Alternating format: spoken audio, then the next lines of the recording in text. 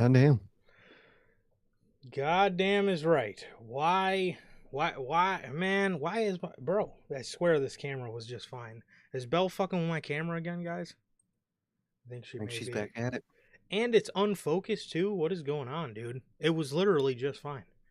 All right.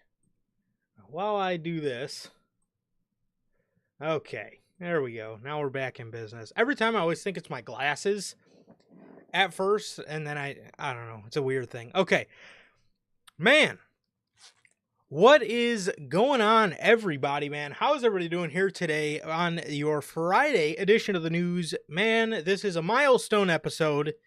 This is episode 250 of the Notorious Hills podcast, man. 250 episodes, 250 weeks. Man, crazy work, bro.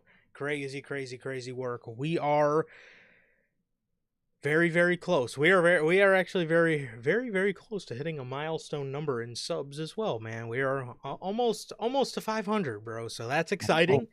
That's very exciting. So what is going on, everybody? How's everybody doing, man? Welcome back to another edition of NHP, episode 250. And man, again, thank you guys so much for 250 great episodes. Thank you for always being here. Thank you guys for always being here and joining us. Thank you for all the memories. Thank you for all the jokes. Thank you, truly, man. Thank you guys for everything, man. And just super appreciative to all the relationships that we've built through this podcast and continue to build through this podcast with you guys. It's pretty awesome. It's a pretty awesome thing. So, Oh, dude, truly, it's incredible. You guys coming here and just talking with us, conversating, talking about this, that, and it truly does mean the world, man. It really does. absolutely, bro. Absolutely. So, if this is your first time watching and you guys do not know how the show works, every Monday after Monday Night Raw, we are on here live after Monday Night Raw with NHP Unscripted, and every Friday at 4 p.m. Central with the news, man. If you guys did miss this past Monday's edition of NHP Unscripted, that is episode 231, I believe. Will Kevin Owens' guilt trip work on Sami Zayn following their promo on Monday Night Raw, where he told Sami, I know you're going to help me, man. All that good stuff. We talked about episode of Monday Night Raw, the third episode of Monday Night Raw on Netflix, as well as AEW Dynamite Maximum Carnage. We talked about that as well. And yeah, so if you guys did miss that, that is available for you guys on all platforms. That is Spotify, YouTube, and Apple Podcast. That's going to get weird to say. That's weird to say now. I've only been saying Google Podcasts for the better part of 5 fucking years. So that's going to get weird to say now that it's gone, but you guys can watch us on all platforms, man. Like I said, Spotify, Apple Podcasts, and YouTube. We're available on all those platforms, man. So, also, if you guys haven't got a chance to get your hands on some of the official NHP merchandise, you guys can now pick up the new remastered design of the next chapter design live on the merch shop right now. That is bonfire.com. Link is at the top of the description of this very video. You guys can pick that up. Like I said, link is at the top of the description of this video, or yes, top of the description. Link is at the top of the description of this very video, man. Pick up the remastered next chapter design that you see on your very screen, man. So, cop the merch, bruh. But also, if this is your first time watching, guys do not know who we are here at NHP. I am Johnny, one half of the host of this very podcast. And as for the other half, we got my man Sir K here. How the hell are you doing, bro? I'm doing good, man. I'm doing good. Just been chilling out, man. Been chilling out. It was overall pretty good week, man. And I'm excited for this weekend, man. Saturday night's main event. Other things I'm very excited for, man. So it's gonna be an exciting time. This week, next weekend, Royal Rumble. Next weekend, I'm fucking stoked, man. I'm really happy, and I can't wait, dude. It's gonna be two really great back-to-back weekends, man. So I'm excited. I'm doing good. Like Durante always asks, how's life? How's the family? Life's good. Family's good. How is everybody doing in the live chat? How's everyone doing watching the replay? What about you, bro? How are you doing? Doing great, man. Doing great as always. I will say, just a fair reminder again.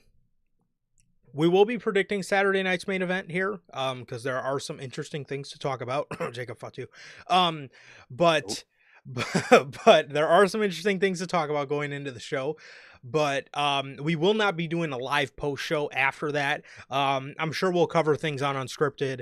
If any big things did happen on the show, they will be talked about on Unscripted. Me and Sir K obviously made prior obligations with some friends going into this weekend, so which I'll tell you sort of is gonna kill me a little bit, because after years and years and years and years and years of Logan and recently of our good friend Flex telling me to fucking play Red Dead Redemption 2, holy fuck, am I knee deep in that story, and I do not want to fucking put the controller down. Last night I probably played a little bit more than I should have, and I went into a mission that was very nuts, and I just God, I mean, I haven't been able to fucking put the controller down since, bro. I mean, every second is damn near killing me, not figuring out what the fuck happens in this story, because it is getting so fucking good. It is getting so fucking good. And if it continues on this path, in terms of stories, I'm gonna have to reevaluate where this ranks for me. It'll definitely be Wow. up there with some of my favorite ones, but this story is so fucking good, dude. And it took a while to get there, but holy Mm-hmm. shit, when we got there, oh my god, this story is getting fucking nuts. But last night could barely fall asleep, and I'm like, I'm gonna hop on some Red Dead, and all of a sudden, dude, I do this one mission, and I'm like, all right, I'm gonna play this mission. I would.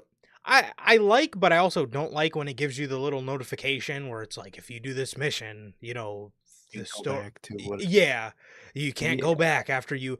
I like that mission hit me out of nowhere, but also at the same time, I do wish they would have gave me a heads up, because I wouldn't have fucking played it, because good lord, am I just driving myself fucking nuts thinking what the fuck is going to happen in this story, man. So I'm at a certain part where I have to go back to our old base and figure out what the fuck happened since we left, and it's just gonna drive me fucking nuts until Sunday night. But regardless, um, but it's going great. It's going great, and boy, do I love me some stories, man. And good lord, is that a kick-ass fucking story they got going on, bro. I might have to replay that shit. It's so fucking Well, good. look at that. Yeet. Man, I mean, you remember, bro. We tried to play that shit back in 2018. Stopped playing Hey, it. It wasn't my cup of tea. Tried playing it again in 2021. I was like, I'm gonna give this game another chance. Still wasn't my cup of tea. I don't know what wasn't clicking, but for whatever reason, I don't know why I just randomly downloaded that shit, bro. Like, I don't know, maybe like a month ago, and I've been playing it sporadically, and it's really fun. And now I'm just knee deep into the fucking story, and I'm gonna drive myself crazy all weekend thinking about what the fuck is gonna happen when we go back to our old base. But good lord. Anyways, I'm doing good. Other than that, I'm doing good. And how is everybody doing here in chat, man? How is everybody doing? As Durante was asked, I'm good. Family's good. What about you, Durante? Bell? And it looks like we have a new viewer, Logan. We get a first time oh, viewer in the chat, man. He says he's first time back. he is back from his Aaron Rodgers darkness retreat.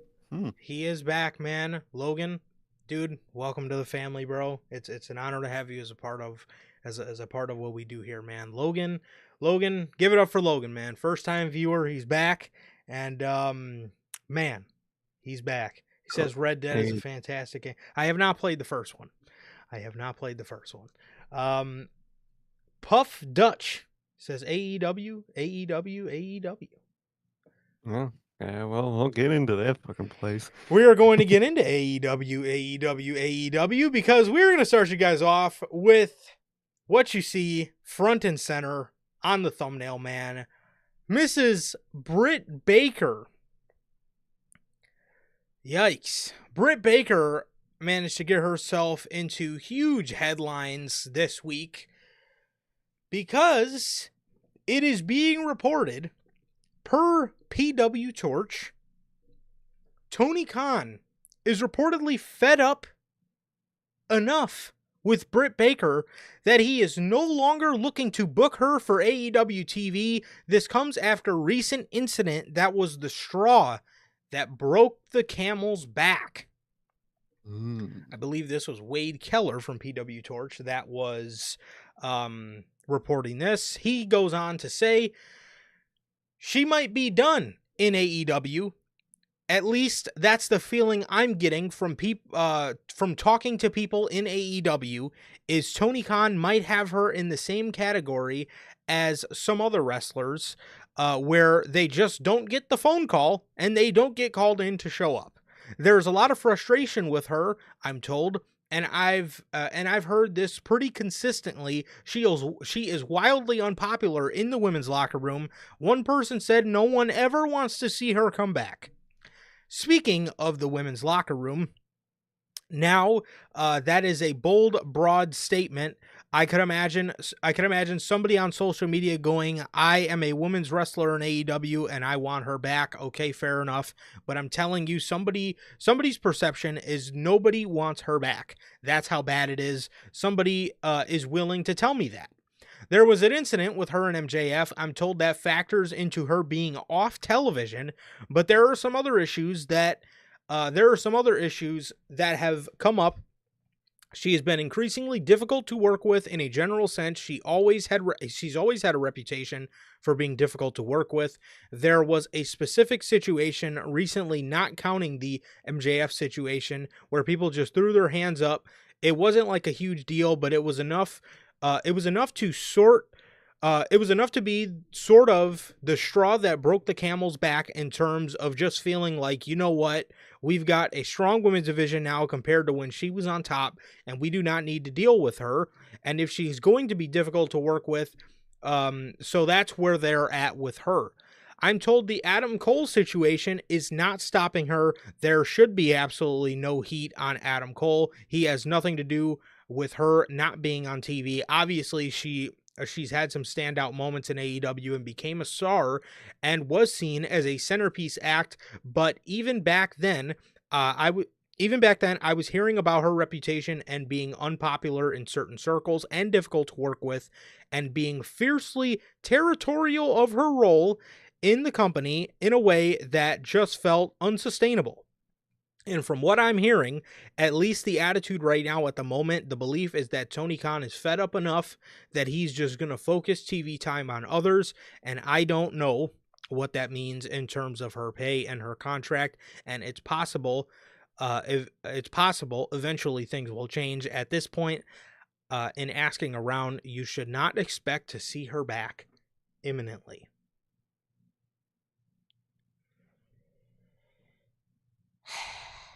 Wow. Well, that's quite the story to hit us. Okay, this dropped 4 days ago. I want to say this dropped Tuesday morning. And this was quite the story to hit us, man. This was quite the story to hit us. There's a lot to unpack here, but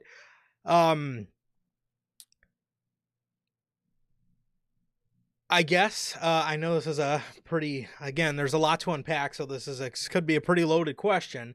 How do you feel about this whole Britt Baker situation, man? What do you think went wrong here, and how are you feeling about this? And everything that was read there. It's hard because you talk about the feel. I get both sides. I really do, because there is history, a lot of history with Britt Baker, and egos and backstage drama, like Nathan in the comments mentions with like Thunder Rosa, all that in the past. So there's a lot there, but it's also it's just frustrating, man, because there's points in that where you're asking yourself, like, how, like, the point in there where most of the roster says they don't want her back, or they should never see her back, or whatever. At the end of the day, if she's a good worker, in terms of like TV wise and where you can make it work, it's one of those things where, as a boss, Tony Khan should be, boo hoo. If she's best for television, which right now I don't think she is, I'm saying more of a company business standpoint. Someone's best for television. you're gonna have to learn to work with it and learn to work with people you don't like, 'cause that's how jobs work. And it talked about, certain circles not agreeing with her and whatnot. And I mean, you look back to what Action Bronson mentioned about AEW, how he said it's just a bunch of cliques, a bunch of little circles backstage that kind of are all in their own little worlds. And it's just, I think, a cultural problem in AEW that was really elevated and multiplied by just the lack of management, where these circles kind of run certain aspects of the company. And Britt Baker's circle for a while ran the women's division, and she ran it with an iron fist, and did not bode well for her, man. So I think it's very sensible from both sides to how this happened. I mean, at the end of the day, Tony Khan should have bossed up and settled things. Obviously, like we have to say about every AEW problem ever, is the Tony Khan is the problem of the main problem of it. But it's one of those things where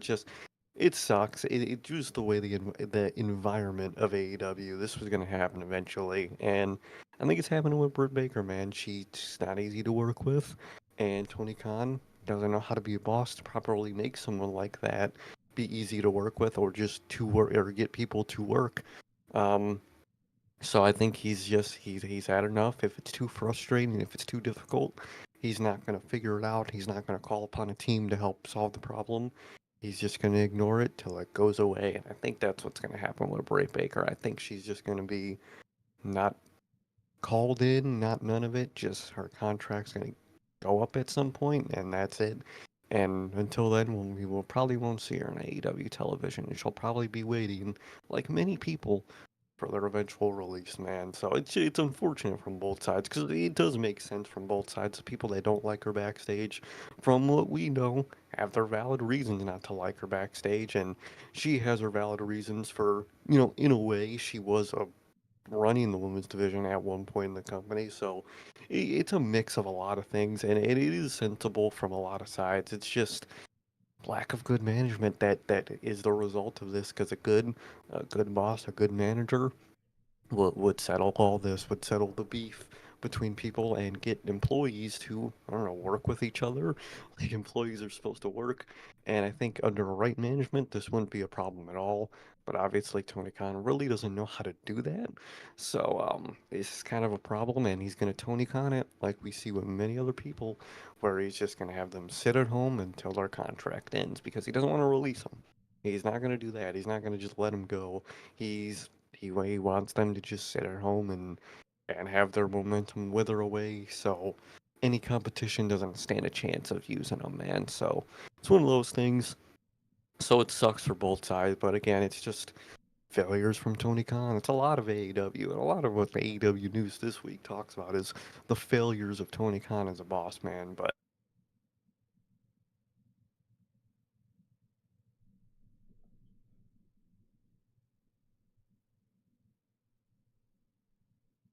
Oh God,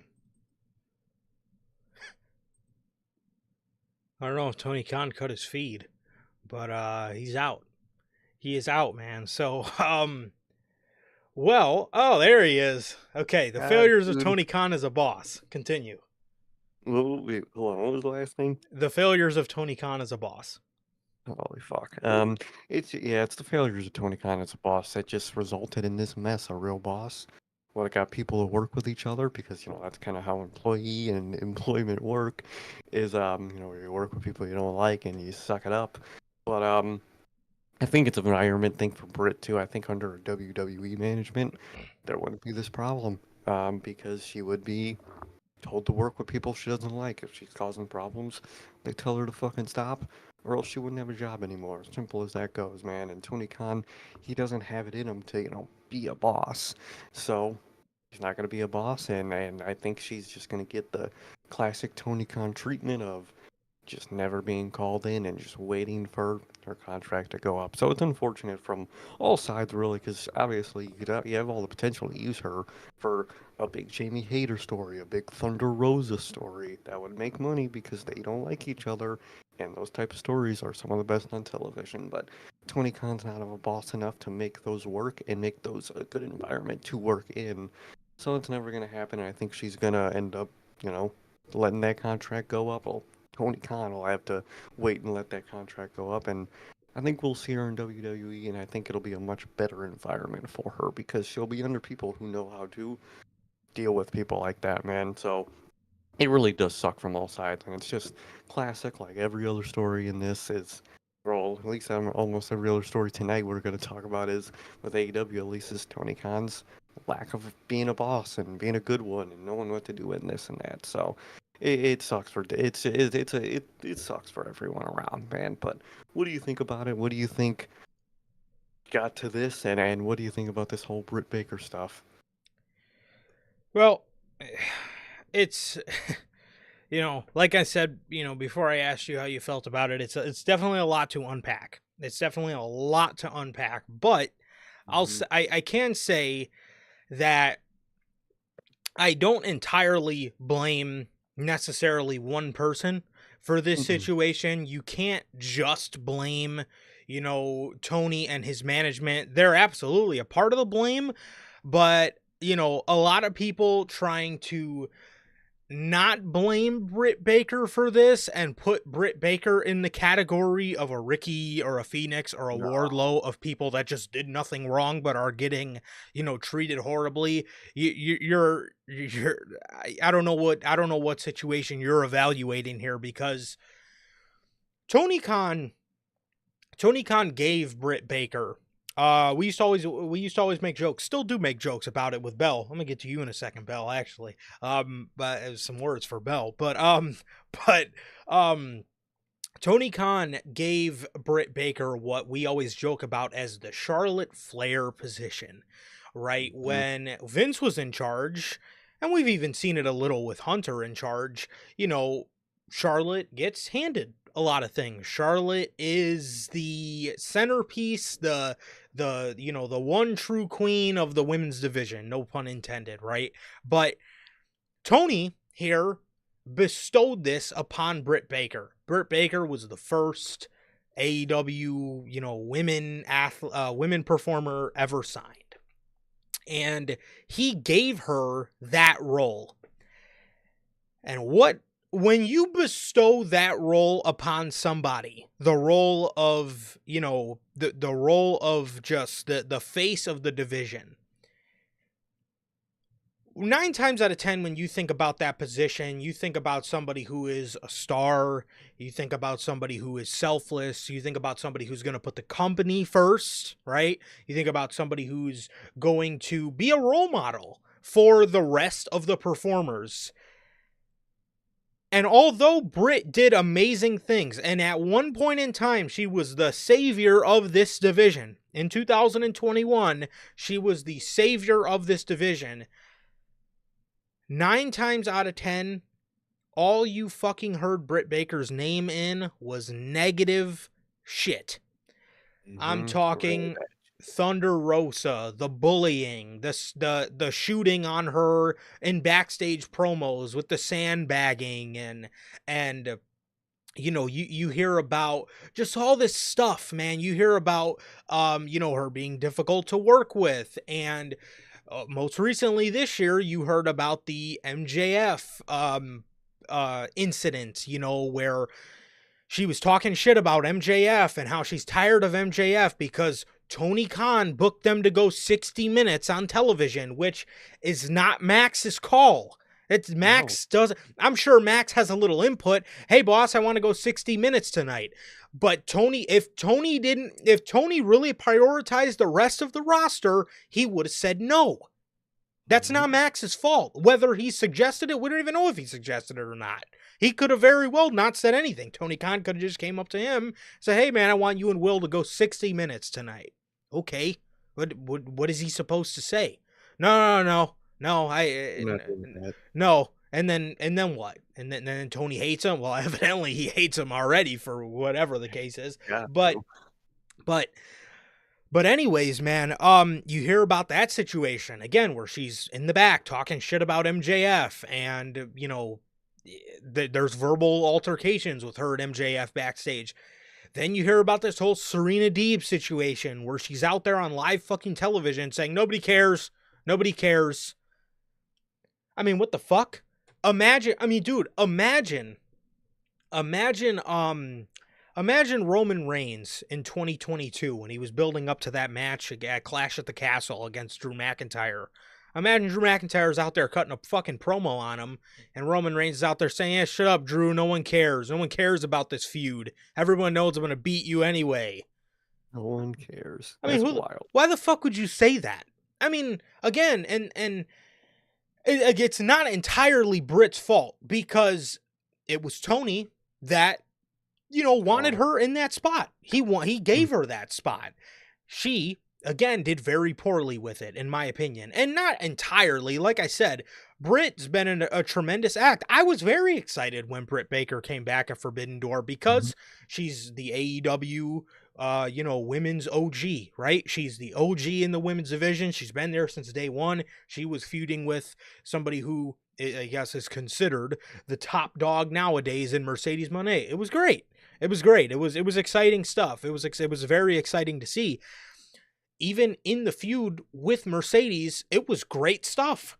It was really good stuff. I enjoyed it a lot. I thought Britt Baker did great on the mic against Mercedes, and then she was taken off television because of the whole MJF incident. Completely fucking derailed everything.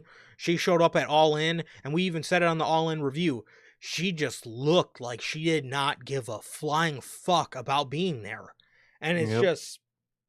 And Tony, way back, should have nipped this shit in the bud with the whole Thunder Rosa. Again, the whole Thunder Rosa, the whole sandbagging stuff. Her and her friends are backstage taking pictures holding sandbags.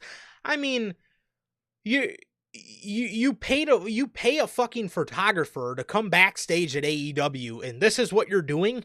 This is what you're having this photographer take pictures of, them holding a sandbag to make fun of Thunder Rosa. I mean, what the fuck is that? And then again, you hear all these stories about bullying and being hard to work with. Again, dude, and this is fucking wild to say, we don't even hear about shit this crazy with Charlotte. In those prime Vince days, you'd never heard about Charlotte, backstage bullying somebody or doing whatever. Most of Charlotte's antics happened backstage. Charlotte didn't necessarily always let it bleed out onto television, other than the one instance where her and Becky Lynch were throwing. But even at that, what happened with that? They worked together at Survivor Series that year, 2022 or 2021, and they had a great fucking match. Now, again, was the segment absolutely embarrassing, seeing these two throw their titles? You bet your ass. But that was like the one time we've seen Charlotte's shit bleed out onto television. Other than that, most of Charlotte's antics come from her politicking to win. Again, but in terms of her being, backstage bullying people and fucking, again, just berating people on promos and all this other stupid bullshit. I mean, it didn't even get this bad with Charlotte. And I mean, this is horrible stuff, man. This is horrible fucking stuff. And this shit is not the kind of stuff you do not want to hear out of your face of the division. I mean, you look at faces of the division over in the other company. Could you imagine Cody Rhodes having stories like this? Could you imagine Bianca Belair having stories? The most dramatic thing we've heard from Bianca Belair this year was that her and Jade Cargill don't like each other in real life, but guess what? They're still working together. Look at the PR nightmare that WWE signed in CM Punk. What have we heard from CM Punk lately? That's right.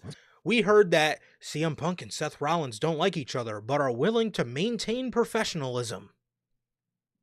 It's that simple. That shit don't happen over there. And again, I'm not saying that Britt should just jump over there, because truly we don't know how she's going to act. But what I'm saying is, dude, Tony Khan, the fact that it festered and festered and festered and festered to get to this point, to where there was a straw that broke the camel's back, is ridiculous. But it's also on Britt too, because you continue and continue and continue to just add needless drama that at this point in the company's life, they do not need at No. all. Drama right now is one of the last things AEW needs right now in their headlines. That is, I mean, that is plain and simple, man. That and that is what she continues to bring. And this is an AEW OG, a face of the division, and you're going out there getting mad at MJF for one reason or another that's ultimately not his decision. You're just completely doing Serena D bogus for absolutely no reason, which did nobody care? You're right, nobody cared. But you don't fucking go out there and say that. Again, look at Cody Rhodes over the summer. Remember when he was feuding with AJ Styles and Logan Paul just interjected himself for that Saudi show? Imagine Cody Rhodes is out there telling Logan Paul, no one cares. No one cares about this feud. You don't do that. That's just not something you do. And again, this is the last. Drama is what AEW continues to not need, and that's what they continue to get. And it's just fucking embarrassing. My issue here, obviously, the whole little part in here about Adam Cole, I know there was some scuffle. I'm glad there's no heat on her for that. I shouldn't have to say that, but there should have never even. Nonetheless, I mean, I'm glad that there is no heat on her for that, but because there shouldn't have been anyways. That's none of anybody's business. But my issue here with Tony Khan stems from this whole Britt's going to get added to the list of people that don't get a call into work. They just are sat on ice. What the fuck are you doing? Tony, what the fuck are you doing, bro? This is my problem here with this whole situation is a lot of this stuff is Britt's drama, and Britt, being a face of the division, should have known better and should have known to put the company first and not, and also there was the situations too. Remember when Thunder Rosa was hurt and she was out saying, she was questioning if her back injury was real or not. I mean, why do you continue to pour gasoline on the fire? That doesn't help anybody. But anyways, Tony Khan putting Britt Baker on ice is the thing that is one of the things that annoys me the most about this whole entire situation. Dude, if you're done with Britt Baker and you're no longer booking her for TV in the near future, let her go.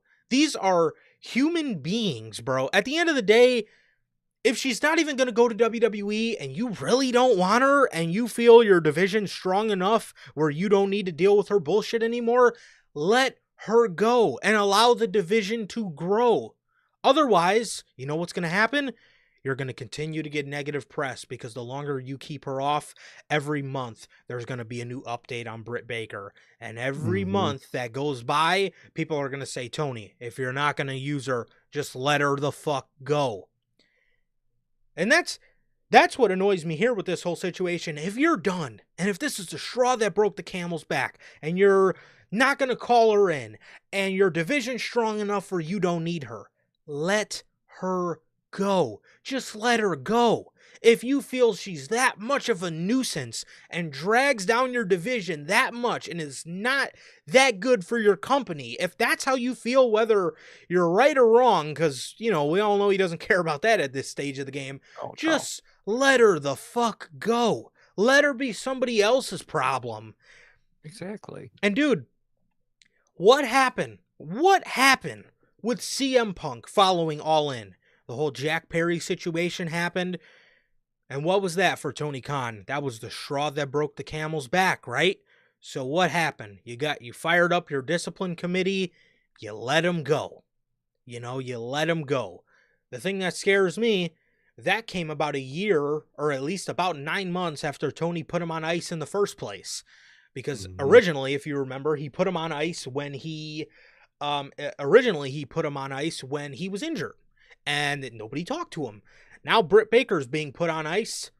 Just let her go. Haven't you learned your lesson with CM Punk? You're going to put somebody on ice and you're going to try to bring them back, and guess what? The same shit's going to happen again. Look at what happened with CM Punk. You put him on ice, you brought him back, he was still in the same environment where there's no structure and there's no structure and management, and it's the same environment and the same culture. The shit's going to happen again. Isn't that the definition of insanity? Mm-hmm. That man is literally in fucking sane. I mean, you're not going to use her, dude. Let her go. Let her fucking go. I mean, it's ridiculous. It's ridiculous at this point that this guy could just put you on ice and just have you on the shelf, just withering away, collecting dust. It's fucking ridiculous. It's absolutely ridiculous at this point. And that part actually makes me feel bad for Britt Baker, because I'm sure she wants to work and I'm sure she wants to go somewhere else at this point. I mean, you can clearly tell. And I'm sure she wants to be somewhere that's just makes her more happy and is just a different environment.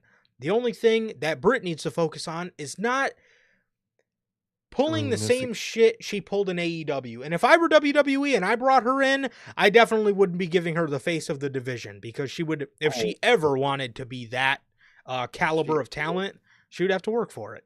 So, but no, man, I mean, like I said, have you not learned from your situation with CM Punk?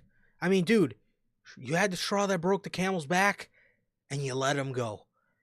Britt has clearly done enough in Tony Khan's eyes. He's fed up with her. Just let her go at this point, man. Just let her go, because you're going to get nowhere. You're going to get nowhere. And if you booked your division right, your division is fine without Britt Baker. Now, is she an AEW original, and is it nice to see her because she is a great talent when she's on TV? Yes. Yeah. But if she can't keep herself out of backstage drama and just can't keep herself out of just being a nuisance to the company, drama-wise, and if you feel it's best to let her go, then just fucking let her go. Don't play games with people, man. Don't play games with people. Keep people on the shelf. This is what we've seen for how long in this company, man? We just seen AR Fox on television for the first time in a year and a half. Okay, Wardlow's been out of television for almost a year now. 10 months. Okay. Ricky Starks and Ray Phoenix and all these people we talk about on a weekly basis, and the Malachi Blacks and the Andrades and the Miros and all these guys, you played games with them while you had them. And I hate to see another one, regardless on what they did, have games played with on their fucking name, bro, and on their time, because it's ridiculous, and it's something he should not be able to fucking do. Just constantly put people on ice and not use them. Make your fucking mind up. Are you a nuisance and you need to be let go, or we want you a part of the company, and whoever doesn't like you is gonna have to fucking suck it up and deal with it because you're great for television? Which one is it? Pick one. Exactly. Can't have both. So, also, regarding Britt Baker, we got a new piece that dropped today. According to the Observer, Britt Baker is believed to have a few years left on her AEW contract. That's crazy. Is this man really gonna have her sit her out for like 2-3 years? At that point, you might as well just find a new job. Find a job. I mean, she's already a dentist, so she got the dentistry, but like, fuck. Yeah. So I honestly don't think he's going to let. No, I don't think. Well, I know he's not going to let her out of her deal. I don't think he's going to keep her off for a couple years. What I think's going to happen is exactly what I just said. I think she's going to continue to be brought back, and I think there's going to continue to be drama, and they're going to take her off every single time, and yeah, and that's how it's going to be until Tony gets fed up enough to let her go, like he did with Punk, which it says he's fed up enough here, but we'll have to see how fed up he really is, because if she does have a few years left, I honestly think she's going to continue to be brought back and there's going to continue to be drama and they're just going to take her off, keep her off for a long period of time and then bring her back. And she's going to be one of these acts that end up being those acts that you look at and say, man, in the beginning of AEW, they were great, man. What the fuck did Tony Khan do with that person? They're going to be one of those acts. Exactly. He asked that a lot, and I mean, some of them ended up going on to the other company already, man. But she's definitely going to be one of them. And speaking of the other company, according to WrestleVotes on the Backstage Pass, a WWE source gave a resounding yes when asked if the company would sign Dr. Britt Baker, DMD, if she became available. However, WWE does not expect Britt Baker to become available anytime soon. Look at that. They're willing to work with anybody because they know for them it's sink or swim, and it's all on the person themselves in terms of success and what they do. It's that simple. Yes. And if WWE does take Britt Baker, I honestly don't think a lot of these things would happen. No, And a part of that being because I know Britt Baker won't have the position that she had in WWE or in AEW. If she went to WWE, she would not be in that position. That position is well booked up because Triple H has a litany of names that I think he would rather give certain divisions to. mhm. And Britt, I feel, would know that she can't pull that kind of shit in WWE if she went there, in my opinion. And I know if she did, she would not be there very long. So, No, exactly. It's literally sink or swim on the person they're signing. If they do that shit, it's over with.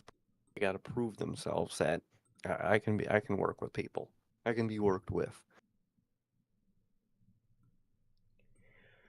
definitely. Definitely, man. So, um, well, speaking of being put on ice,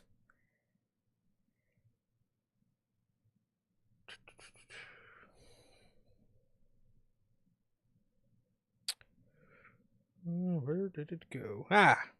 Ricky Starks. Ricky Starks. Oh, actually, before I get to Ricky Starks, Bell says, where was that? Where was that comment?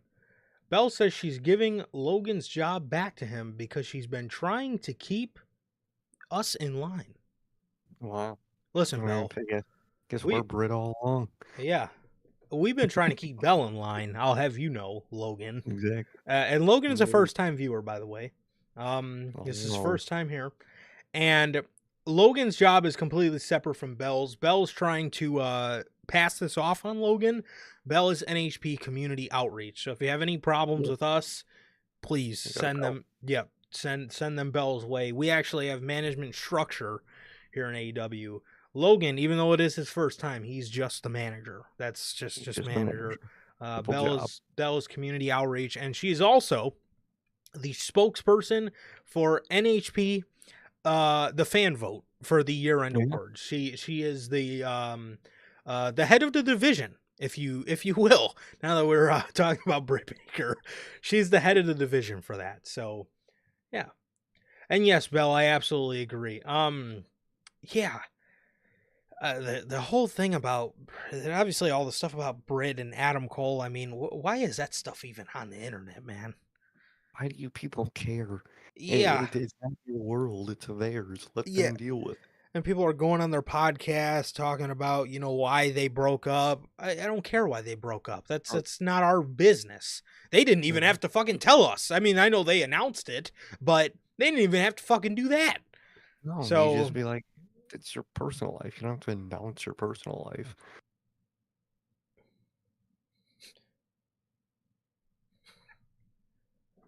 Bell, you need to be better with the community and the outreach. Okay, you can't be Exactly. talking if the fan base has an issue with whatever. You can't be talking about them about Love Island and Real Housewives. That is No, unacceptable. it's not okay. That's no. Okay. We might have to put Bell on ice. Speaking of being put on ice, Ricky Starks. Ricky Starks, according to Chris Featherstone, Ricky Starks asked for his release from AEW. I have been informed the reason is due to frustrations with the creative process and not being used since a tag team loss with Big Bill against Top Flight 10 months ago on the March 30th, episode of Collision. I've also been informed that Starks has never turned down any creative ideas throughout his entire 10-month television absence, and he is simply just not being utilized. Starks is currently still with the company, and his release at this time is not being granted. So, a lot of this, obviously, at least the creative part, we had heard when Starks did his interview with Chris Van Vliet. Chris asked him if the stories were true about him turning down creative. Starks said no. The obviously newest piece of news that is just bold as can be. This man asked for his release and was denied. What do you think about this whole situation, man? What do you think about this whole situation, and how do you feel about Vince McMahon, Tony Khan denying Ricky Starks' release request here? Literally, man. I mean, what's the point of doing that, bro? That's the thing I don't get, dude. You have this person, for some reason, you just don't care about it. You don't want to use, even though they did a lot for you and your company, and they're genuinely a great talent to fucking use and have. You don't want anything to do with them. So instead of just saying goodbye, shaking hands, and moving on from both sides, you're just keeping this person just away from doing the job they like in places they might like more. You're just holding them for what reason, dude? It does nothing but negative to hold people like this. I mean, it's a detriment to the person. They don't get the momentum of, moving their career onwards, and you don't get the momentum because you're not using them, and you look nothing but bad for just holding these people essentially contractually hostage. It, I just don't understand why. Just the point to do this. I get it. In a sense, I get, the ego aspect of Tony Khan is, I can do it, so I will. It's a punishment, but like, I don't get it, dude. I don't get it. I think it's a better business move to let people go peacefully, and not only quietly but peacefully and respectfully, to where they might want to come back one day if if things improve and you're a place that people want to go back to. But Tony Khan's so focused on not letting people go. He's not working on on making people want to stay in the first place. Use these people, call these people, communicate with these people. That's why people want to leave, because they're not getting called. They're not getting communicated.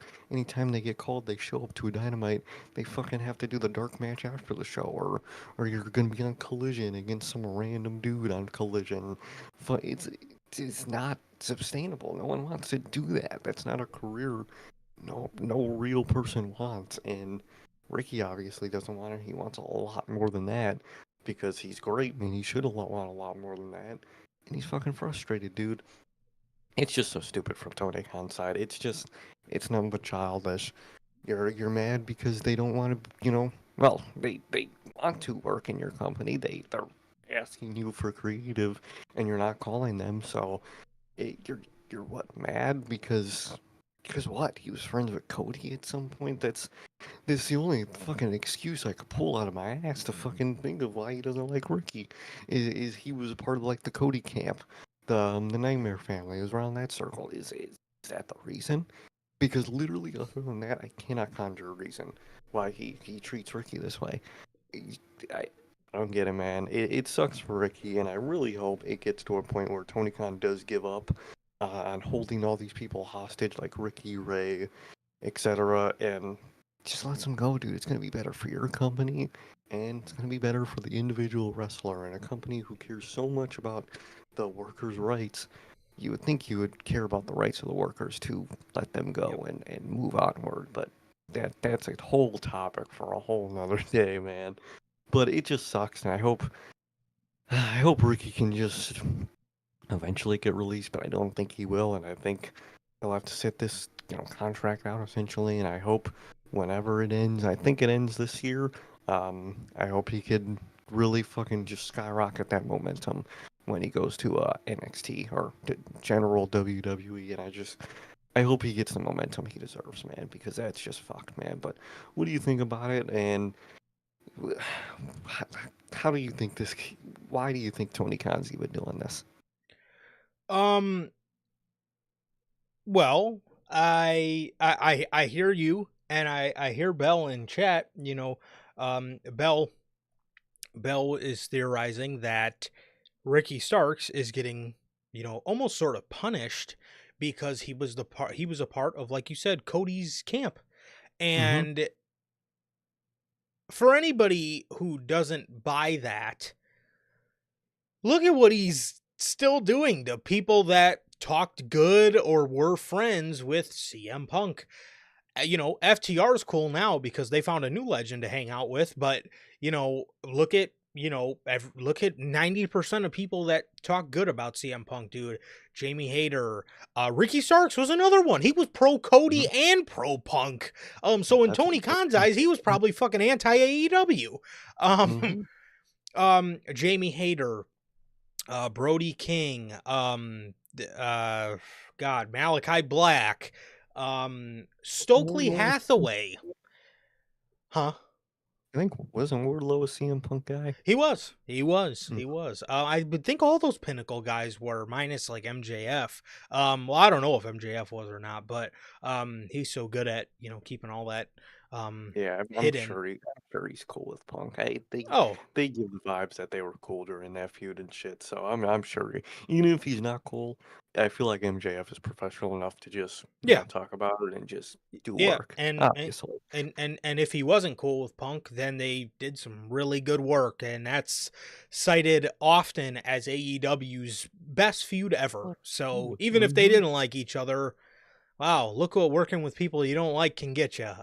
But again, like I was saying, Jamie Hayter, Brody King, Malachi Black, pretty much all the House of Black people. Stokely Hathaway. That he, he was Mercy. a he was another guy. He was with Kurt Statlander, and I remember after Brawl Out, he did an interview talking about how excited he was to work with Punk because Punk is just somebody he always wanted to work with, and he was happy to work with him because they were doing the whole firm thing, and Punk was going to be against that whole group. And we don't Or see Stokely anymore. So he's mhm. another guy. Ricky Starks, like I said, Wardlow. Um, the list goes on. The list goes on. So I can't even necessarily agree with that. Why do I think Tony Khan denied Ricky Starks his release? I think it's simply just because Tony Khan wants to keep him away from WWE because he knows exactly where he's going. And he, like Bell says, sort of envies Cody a little bit for going on to WWE and proving Tony Khan's booking of him wrong. Um, Tony Khan obviously had Cody Rhodes. Cody was a star when he was there, but Cody Rhodes would then go to WWE to become a superstar. And he does Mhm. not want to see Ricky Starks do that. And he knows that he is, so he's going to hold on to him for as long as he possibly can, just to be petty and just to ensure that whenever you do become a star, it'll be when I let you go, not because I decided to let you go early. So yeah. Mhm. I mean, it's just the simple Tony Khan, um, Tony Khan putting you on ice. Um, Mhm. speaking of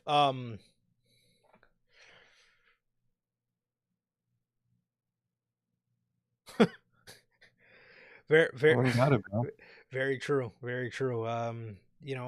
But Speaking of putting him on ice, Ricky Stark's AEW merch has been removed from Him too? Shop AEW, and there is just one shirt left out of the seven that were, out of the seven that were originally on there. Web Archives show that in September of 2024, AEW listed 7 shirts for Ricky Starks. Now in 2025, there is just one on Shop AEW, and that is his first AEW shirt that I believe there ever was, which is from like 4 or 5 years ago at this point. So Ricky Starks is another one that now is getting his merch pulled. How fucking petty. And is anybody going to ask at these media scrums? Of course not. No, no, none of them are gonna ask that shit because it's too real of a question, and it's fucked up, dude. If you're not gonna use these people because creatively this, personally that. At the end of the day, this is all business. These guys and girls need to make money to, I don't know, fucking live. So maybe it would be nice to, I don't know, have them still make money while they're not being used on television. That's just crazy work, man.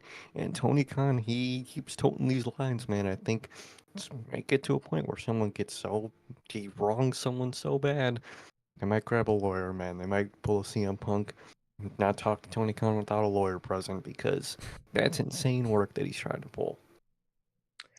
It is, man. And it really pisses me off here because Ray Phoenix, not saying Ray Phoenix at all should have got his merch pulled. But, you can make an argument that Ray Phoenix maybe is, because of his online outbursts, might have, in Tony Khan's mind warranted a punishment. I personally don't think he should have had his merch pulled, but No, I I could, could get the I can, idea. yeah, I mean, I could maybe see where Tony Khan says, well, you're doing this and everybody's throwing shade on me online for missing out on merch opportunities with the masks. Now I'm going to pull your Mhm. merch. Ricky Starks has gone about his AEW bullshit in Oh, the perfect. most professional fucking way as just about anybody. This guy did nothing wrong. This guy No, continuously got fucked over in your company, but still continued to show up and do really good and really outstanding work in your company. Gets taken off television because you suggest he's going to WWE, and don't call him for the better part. It's been 10 months. You don't call him. He went on Chris Van Vliet's podcast, and Chris is always known to ask the hard-hitting questions. Even then, Ricky went about that in the most professional way yeah. possible. He says, yeah, I would still work with them, no problem. I would love to go back to work and do this and that, and because he's professional. He just wants to work, and you're just not letting him, and then you're punishing him for you not letting him. It, crazy work, Fucking dude. ridiculous, bro. Ridiculous. And man, you did that to Ricky Starks. Somebody who is going about this so professionally, which makes me wonder. And it Mhm. really raises my eyebrows for the future because how many free agents are you going to drive away from seeing Mhm.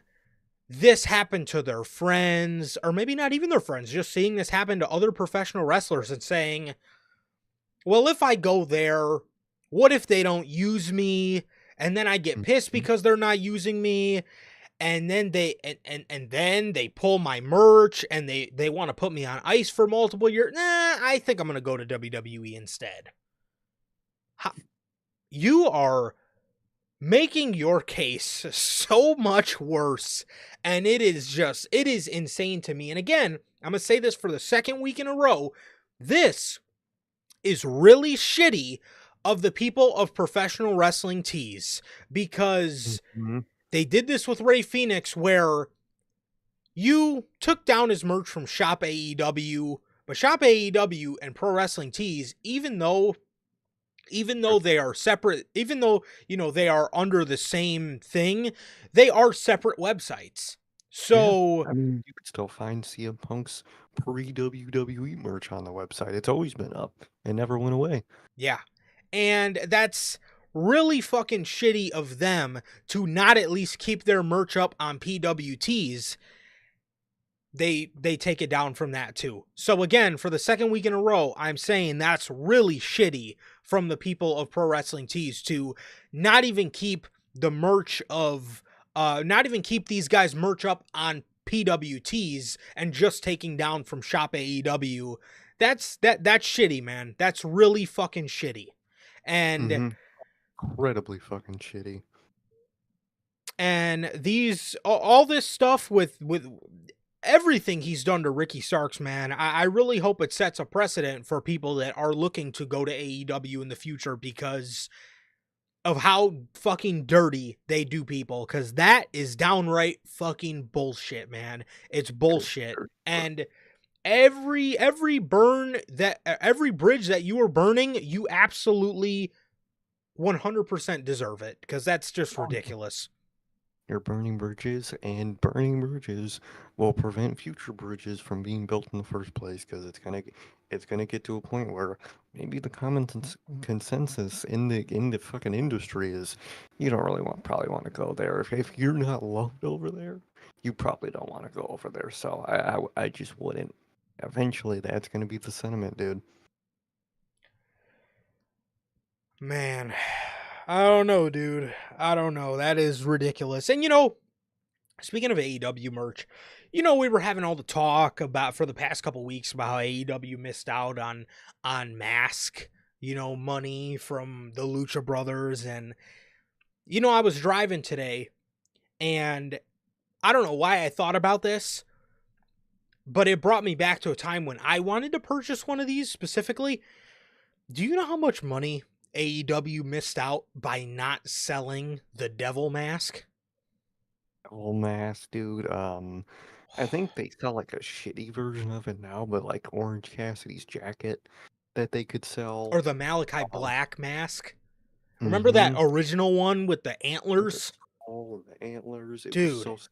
You sell shit. Even like I actually really like the porcelain masks that they kind of use now Yeah. with like it's like those kind of like Illuminati masks. They look sick. People would buy that It looks shit. like Court of Owls type thing with antlers. Yeah, Yeah. those ones look sick as fuck, dude. You have so many people, so many things you could fuck. Luchasaurus mask. You could do, back in the prime of the fucking Jungle Boy and Luchasaurus. You could have sold those. You could have sold Oh, his yeah. heel one, that like dragon-esque one. You have so much shit that you could fucking sell, and you just don't. Horrible businessman. He's a horrible businessman. I was thinking about that earlier because I was driving and I was just thinking about the situation and I was like, man, I really hope MJF has like Jason Baker make him like an even cooler version of the Devil Mask. And then I was thinking to myself, man, those would sell like crazy. And then I thought to myself, wait a minute. Why did they never sell the Devil Mask? Or wait, didn't they sell a shitty version of the Devil Mask? No, I remember when I was trying to buy one, I looked it up online and all that came up was shitty versions on like Etsy or Temu. Okay. So Yeah. it wasn't even them. It was just other people making shitty versions.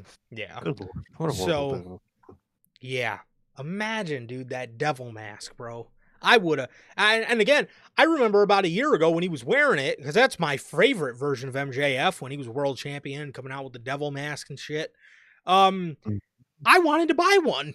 I wanted to fucking buy one. I was gonna get a mannequin head and put the Devil Mask on it and put it right on my right above my fucking display case next to my Ulafala and my Bray Wyatt Fiend lantern.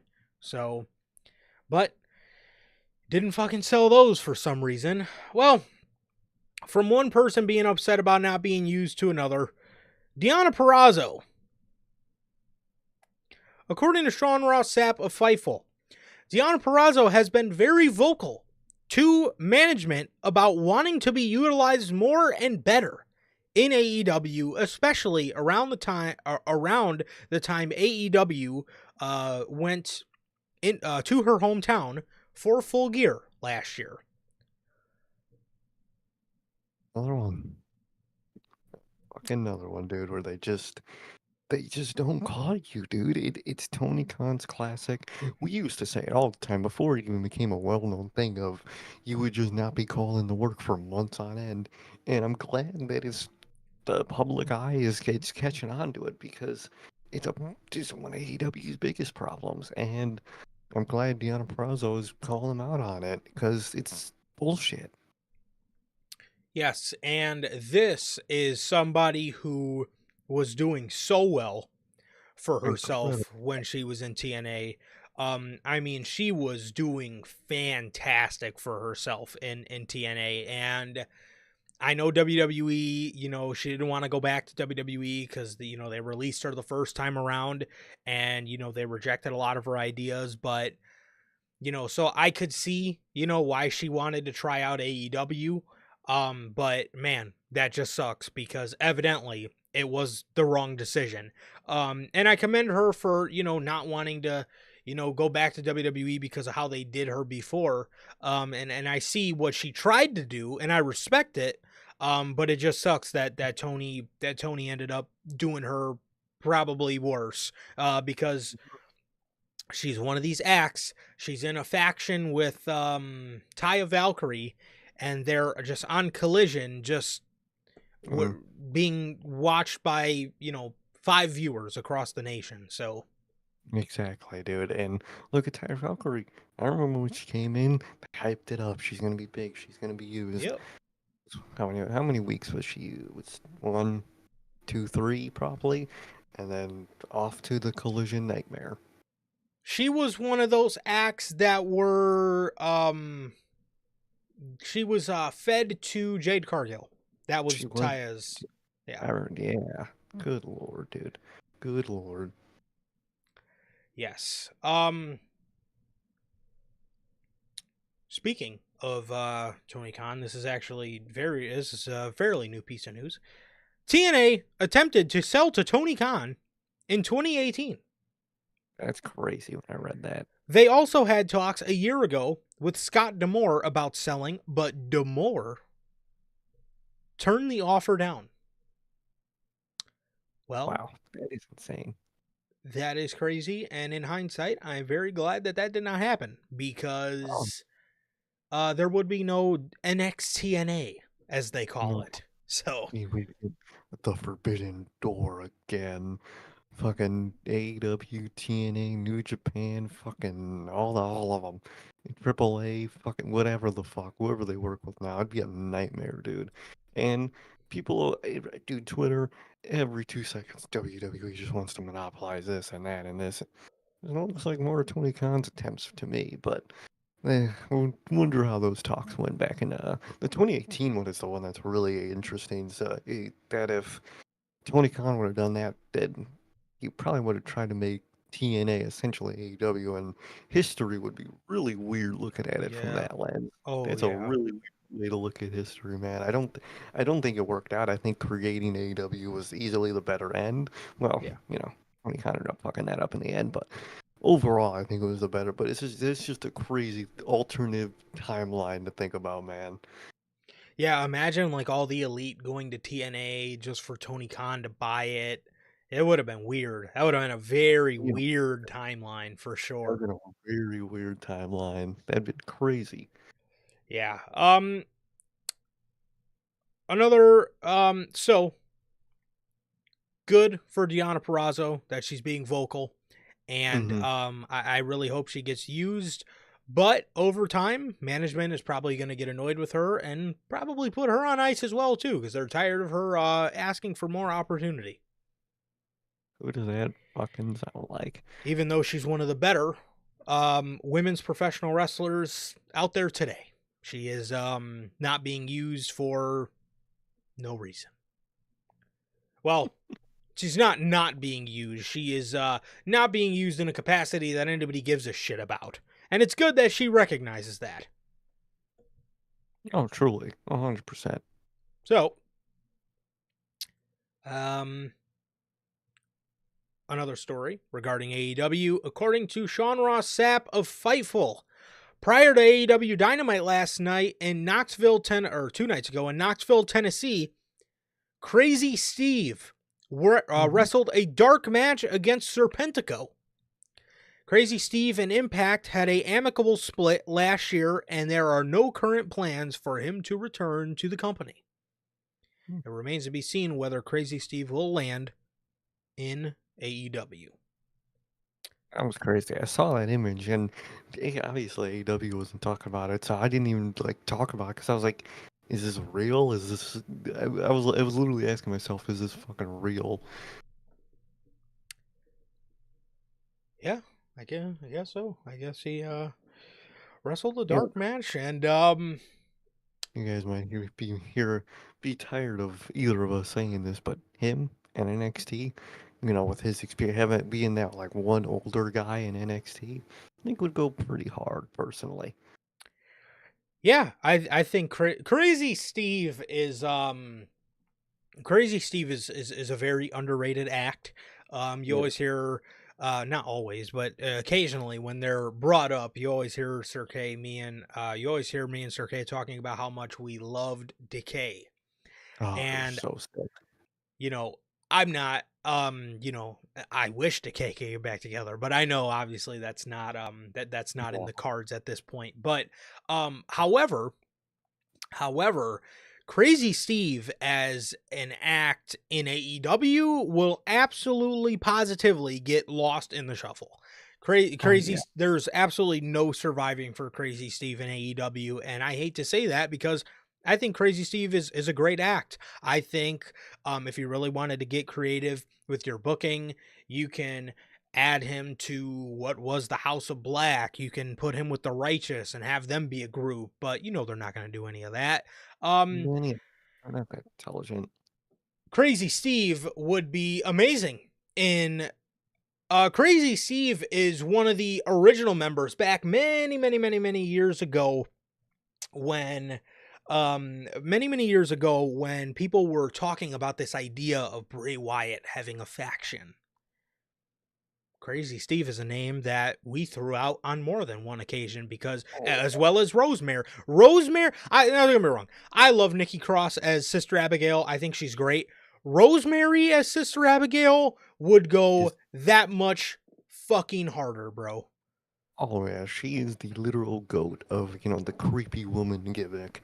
She's the best at it. She is insane at that shit. Rosemary is amazing. We love Rosemary, but Mm-hmm. I would like to see Crazy Steve end up in NXT, man. I think he would be a great act. And I think they could do some really great and really creative stuff with him in NXT. Possibly even bring him up to the main roster, man. Because Crazy Steve is great. I just don't see him faring well in AEW, man. I just don't No. see that. And I know WWE wanted him back many years ago when DK was popular, and Yeah, I'll still take hopefully, them. yeah, I absolutely would. I'm still upset with WWE for passing up on the Righteous. I don't know how the fuck. I don't know why, He's so dope, dude. especially seeing what they did in or what they've done in AEW, which is close to nothing. Which is funny because I remember when they were feuding with Better Than You, Baby. Dude, those vignettes they were filming, dude, they were fucking great. How do you look at that and just the way that Vincent is, and just how just much of a cult leader he gives off, very Mm-hmm. Joseph Seed Like, esque, you know? I was saying, he literally had like the Joseph Seed prime, like 2014 Wyatt cadence to him, and it was phenomenal, dude. Yes, You have stars right there. and Dutch is fucking phenomenal as well. I mean, again, just Mhm. the way his aura is, he stands there with that big, that big just gloomy smile, and Mhm. it's unsettling. And he's got his yellow tinted shades on, and he looks Oh, dastardly, bro. And mhm. these guys are fucking money, and that's They what were I beat myself up all the time thinking, how the fuck did WWE lost out huge with Vincent and Dutch? And even if you didn't put them in the Wyatt Six, them as just like, a tag team. I mean, so crazy. how the hell do you pass up on them? No, I really don't get it. They're so cool. They have so many potentials. Aleister Black's coming in. I think Oh, that pairing works. Some Dark Father type shit with the dude. Righteous. That's money. Then, like you said, them by themselves is just money, dude. I don't know how you pass them up. I really don't. Yeah, like you said, man, just this Joseph Seed with this 2014 Wyatt type cadence, Mm. this southern drawl to him. I mean, it's just oh god. It was so good. It was so good. And they fucking buried him 2-on-1 to MJF. Like, what the fuck, man? But I haven't seen him since. literally, dude, I don't think we've seen them not once on AEW television, dude. Nope, And couldn't tell you the last one. forgive me if we have, because I don't fucking remember it. Exactly. And Danny in the comments mentions TK needs to be taken out of Power and Creative. Vince McMahon 2.0, man.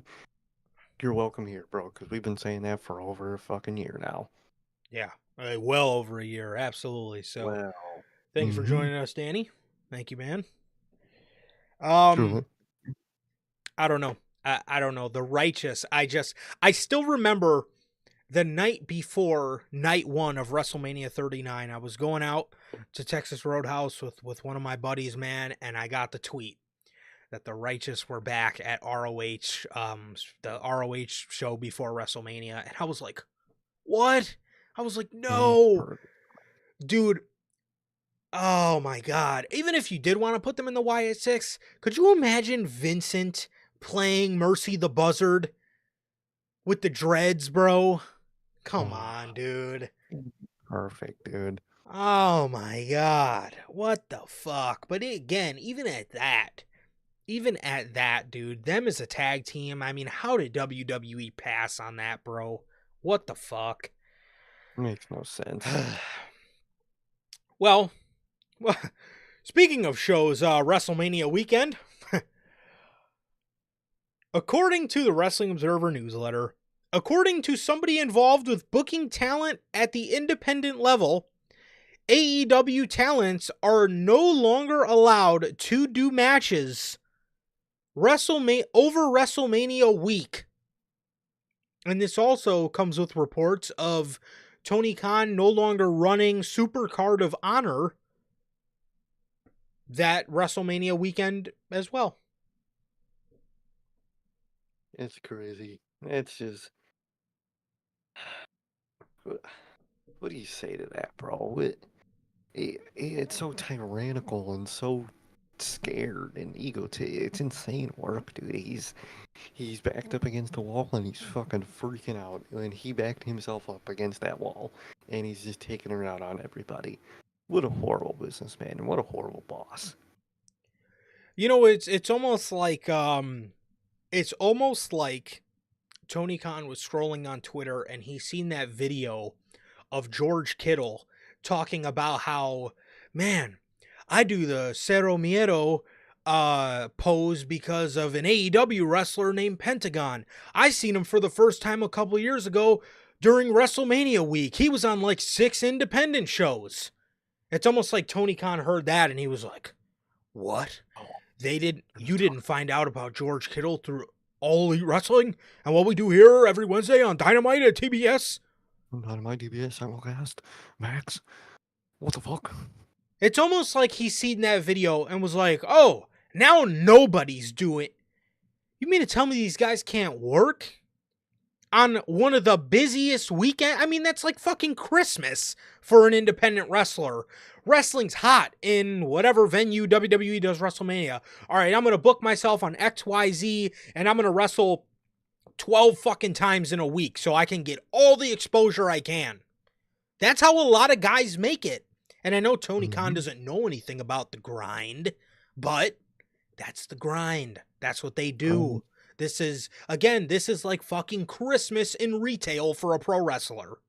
It's the time that you just go and you grind your ass off and you make a fuck ton of money because that's what you do. But he's not allowing it anymore because he's scared of something. Insane work, dude. You don't want. Make the workers' rights people now. Seriously, bro. Man, this dude, bro. Oh, this guy. I don't know. I don't know. I don't know about Tony Khan anymore, bro. I really fucking don't, man. This dude is just absolute. This dude is absolutely gone.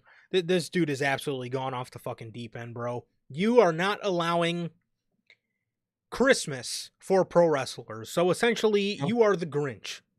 he is the Grinch. He literally canceled Christmas, essentially. You canceled Christmas for all your younger talent and are not allowing them to do matches over WrestleMania week.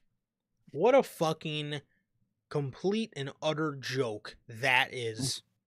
That's insane, dude. So I don't want to see I don't want to see John Moxley on no GCW shows. I don't want to see nobody on nothing.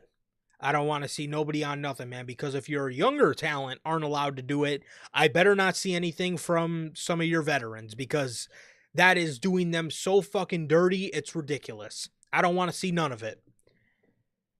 No, I really don't want to see none of that shit.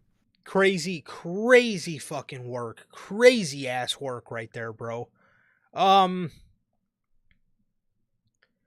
Speaking of It's really crazy work, interesting. what's up? This is really interesting, man. Danny mentions in the comments, did you hear WWE struck a deal with Sirius XM to Serious. broadcast the audio? Oh, Sirius, my bad. I'm stupid. Sirius Cyrus. XM. Fuck. Literally, guys. Of Saturday night's main event this weekend. That is actually really fucking sick. Just the idea of it like being a radio and just hearing that. I don't know if I could, indulge a show like that, but that's a really cool way of thinking about like what or listening to a wrestling show. That's really classic, especially for the classic feel of Saturday night. That's a really cool idea. Yeah, absolutely. That's a very cool idea. That is very cool that they are doing that. And that it's just awesome to see WWE do those kind of things, bro. But the thing is too, I remember back a couple of years ago, I remember trying to flip around to see if I could, listen to Monday Night Raw or if I could listen to like Dynamite or SmackDown while I was driving, because sometimes I would be driving and the show would be on, and I would try to flip around to listen to see if anywhere was airing it, and nobody airs it. So it's very cool. That's Cool. very cool that they're broadcasting the audio for that now. But They should do that for Raw and SmackDown. they should. That would be very cool. Okay, back to bullshit. According to Fightful Select, AEW reportedly has no plans for Jeff Jarrett to win the AEW World Championship. So why is this down our throat every week? What? Who? What? Because it's okay to do a storyline where someone goes for a world title and they don't win it. Obviously, that's how Yeah. every challenger is going to work for a world title. But you are portraying this on TV as this is his thing. This year, he is going to do this thing. That's his purpose. That's his whole character's purpose this year. And I get not actually going through, and that'll be his, retirement of at least AEW, at least. At the end of the year, he doesn't do it, and he rides off in the sunset. Okay. Why are you doing the match already at the beginning of this run for him to just fail? Where's the logic in that? You would think you would spend this year doing little by little with him, doing this, doing that, building him up. And then at the end, he goes for it. He doesn't make it. Boom. He knows he can't do it. He retires. Simple story. Why are we... So he's going to lose and then do what? Because I could tell you, Tony Khan doesn't know the answer to that question. He doesn't. He's just doing it now. And genuinely, Jeff Jarrett is going to spend the last contract of his year doing nothing in AEW because Tony Khan just fucking let it go right at the start of it and just dissatisfied everybody. Hey, what do you think about this shit, man? Because to me, that's just wild. So, obviously, when I first seen this, man, I was like, well, okay, this isn't necessarily, it's not a bad thing that they have no plans No, for him to win the world championship because again, not everybody that enters a world championship feud, should have a plan. It's okay to do challenger to, build programs to where people lose. The part that's crazy to me, this shit is damn near front and center on television. And Literally. that mixed with the fact of this dude is being set up for a match against Claudio, which for as bad as the Death Riders are, Claudio is booked very strong in the Death Riders. He's booked very strong in the Death Riders. He's the killer out of the group. His nickname's really cool right now. It's the Embassy. It's John Moxley's Embassy. You got to go through him. That's sick as fuck. He looks individually. He looks great. Mm-hmm. And you're telling me, and MJF. If Jeff fucking Jarrett beats either one of them to get to John Moxley, did you just lose? I mean, what the fuck, man? And two, like Sir K mentioned, you're teasing him winning the world title in January. We have a whole nother year of this. Is he just going to fail and then just go hang out on Collision talking about how he's going to win the world title the rest of the year? Or is this guy going to be on television trying to pursue the world title all year? And never do it. I don't know, man. Again, and I don't even necessarily have a problem with him, going for the world title to lose, because that's exactly what should happen. He should not win the world title. But dude, this is front and center on television to the point where there's a real possibility on Wednesday that Claudio Castagnoli could and what annoys me most about this, Darby Allin, the guy who more than likely, I hope, is going to be the one to beat John Moxley for the championship. Darby Allin got his ass kicked by Claudio. If fucking Jeff Jarrett beats Claudio, I don't know. And if if by the grace of God Jeff Jarrett beats MJF, I don't even know where we're at here, man, because for another week in a row, MJF is out there and he's complaining about how Jeff Jarrett is going for the world title when this motherfucker wanted him to win the world title so he could beat him for it. You're complaining about Jeff Jarrett going for the championship, but you're trying to help him win it. What? In terms of a storyline, that's all it is. Tony Khan just switching it up every week. Every week? He does. Every week he switches it up. It's something different. Every week. It's like the Amnesia storyline with Tony Storm is a play on what Tony Khan's got going on with his booking. He can't fucking remember anything. Remember shit. He doesn't remember people that work there. What happened last week? He's fucked. Belle says she's flying to the States and getting Max to Stamford. Good. We need to get him there. At this point, dude, I pray he did not sign a 5-year deal, because He better not. I know he is kicking himself. I know kicking himself not being on Raw on Netflix right now, bro. You get what you get. Should have fucking. Good lord. So much for the bidding war of 2024. Yep. Never gonna happen. Never happened. Jeff Jarrett. I don't know, man. I don't know. And again, the people that, and again, it's not so much of the plans of him. They don't have plans for him to win the title that annoy me. What annoys me here, man, is the people that we're going to have to go through for this guy for this whole story that nobody cares to see. And Darby Allin could not get past Claudio. He got his ass kicked by Claudio. So if I swear to God, if Jeff Jarrett beats Claudio on Wednesday, we are going to have a fucking problem, because it's going to be so bad. Oh. So bad, dude. So,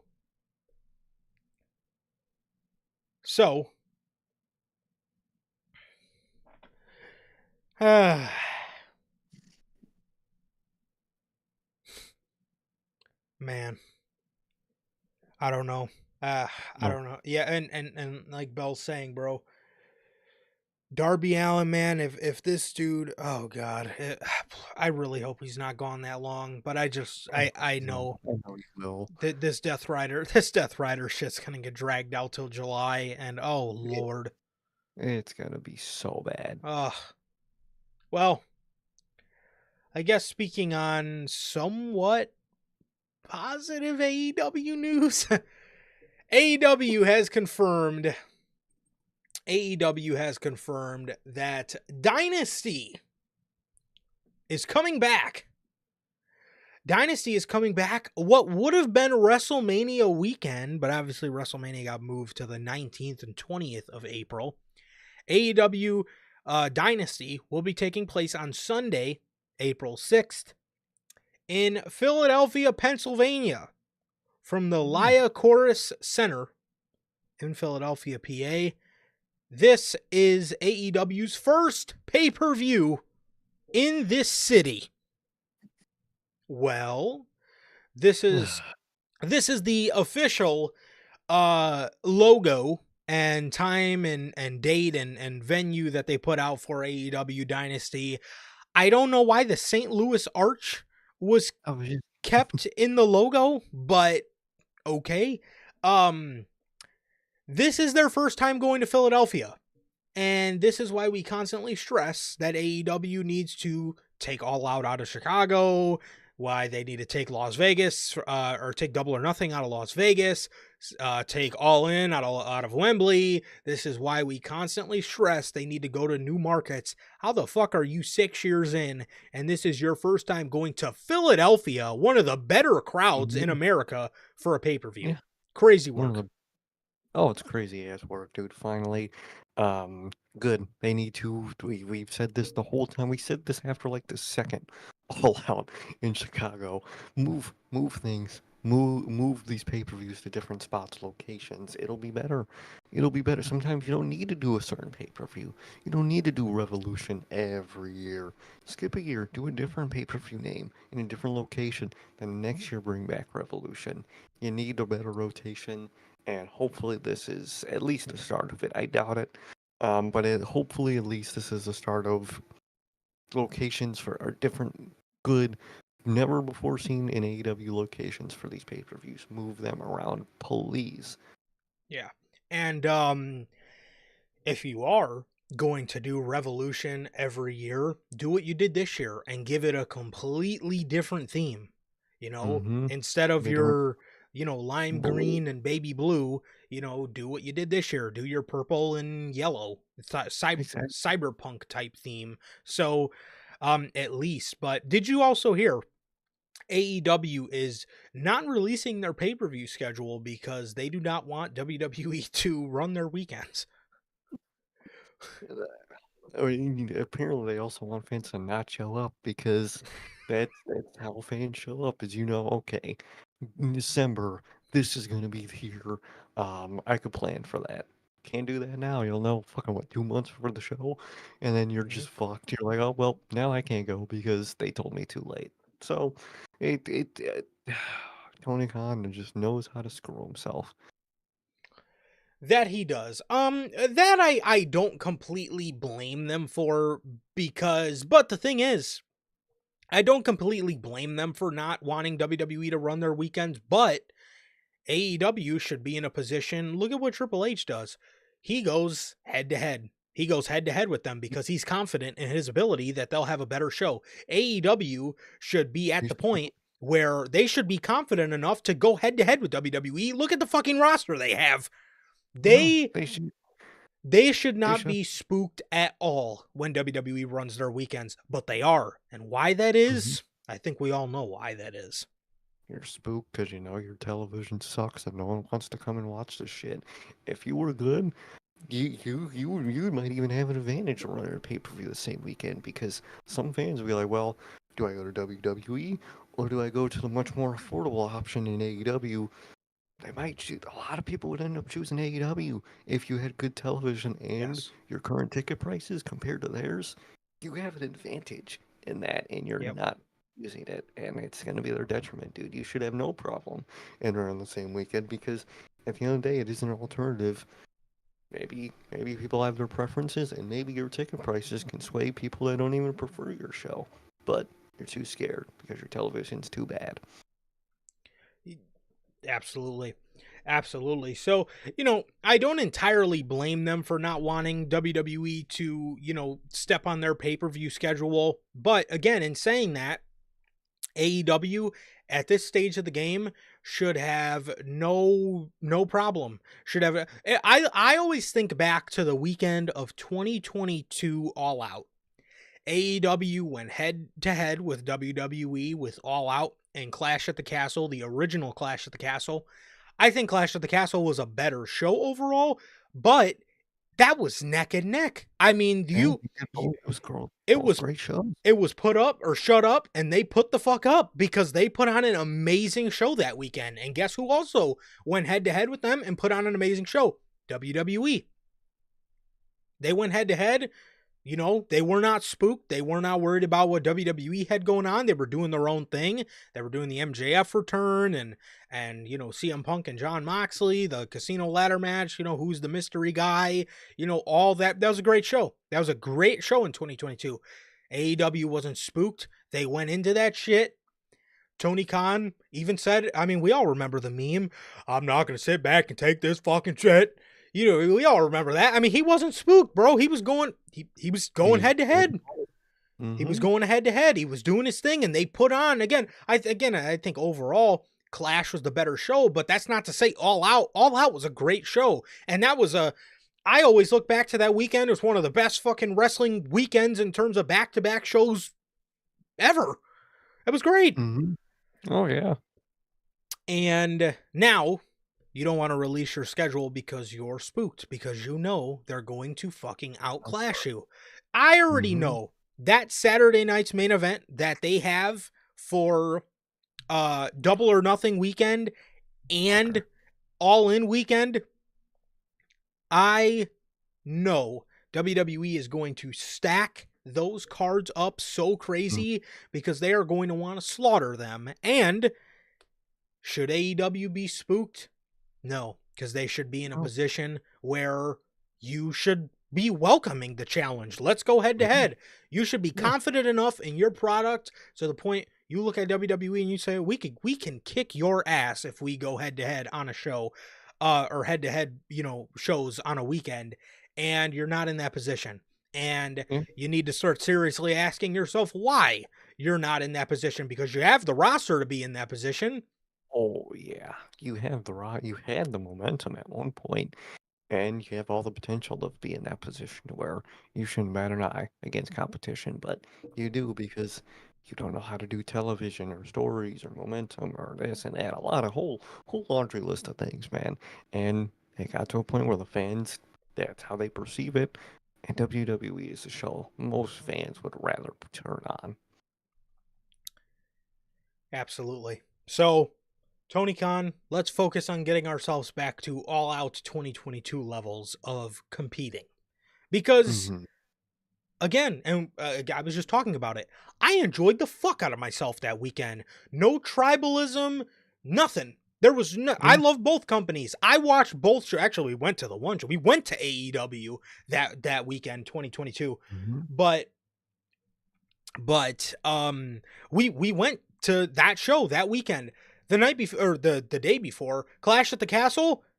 That was insane. That was an insane show. I expected the show to be good. I did not know that show was going to be that fucking good, bro. And it was that fucking good. And it was absolutely phenomenal, bro. It was absolutely phenomenal. I had so much fun that weekend. Both companies were just feeding us a Thanksgiving dinner's worth of food, and I fucking ate my whole plate because it was so good.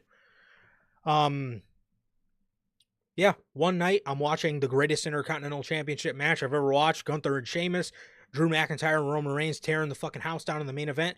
The next night I'm fucking marking out over MJF returning. Exactly. It was great. It was a great weekend. Thank you, Logan. Yeah, Logan just realized we are at 250 episodes, man. I know this is your first episode, but thank you so much, bro. Thank you, dude. Well, speaking of momentum, Speaking of a show that has all the momentum going into it, AEW Grand Slam, Australia. I know it's a show everyone's excited about, including my man Sir K here. Well,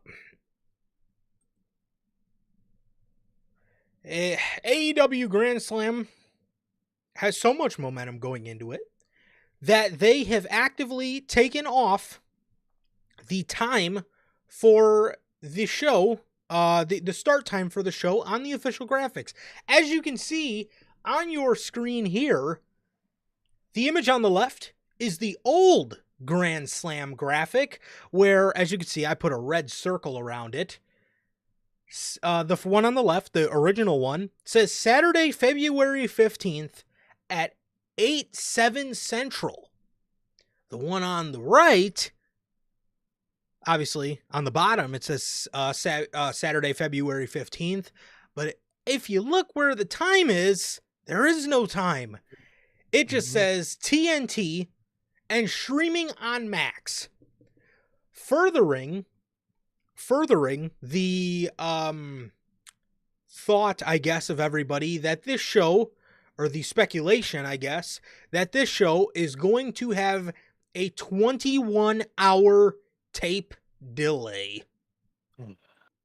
Which, that's just crazy. Dude. How does this shit happen, dude? How do you as a business set this? This has to be the worst handled wrestling show probably ever. You book a big ass arena, you can't sell it, you gotta downsize. You downsize it, you announce it to be a simulcast. It still might be, we don't fucking know. It says it's gonna be, but I do never fucking know at the AEW. And then, yeah, at the same time you're advertising it to be on the NBA All-Stars on the same channel at the same time it's happening, and you take your time date off the graphic, and you don't tell us the new time. Come on, dude. How? You're lying, bro. This is legendarily bad business, dude. Well, what do you even say? I mean, dude, this is...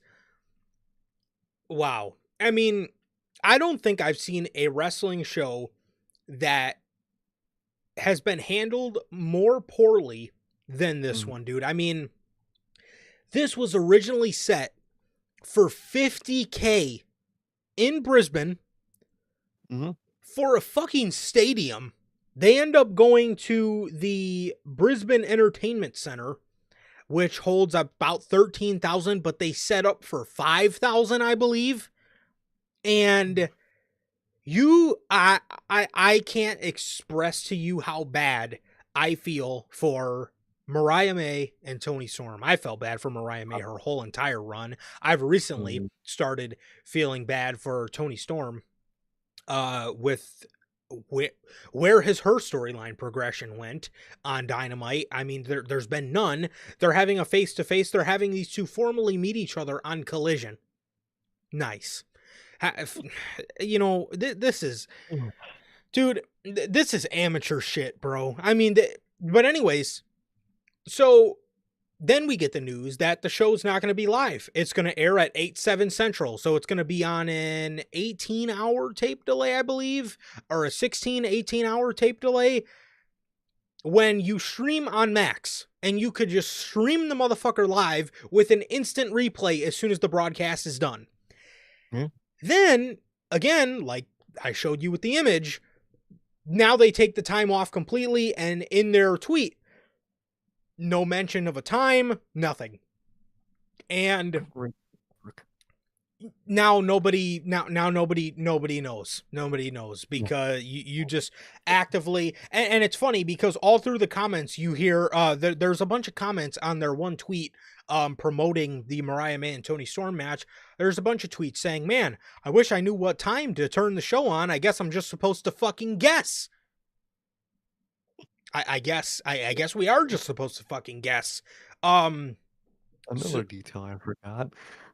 Grand Slam was originally supposed to be the first Max exclusive show. And then they Yeah. canned that idea to have it be on TV just for the TV part of it to be the detriment to the time of the show. Just should it. Okay. Good lord. The,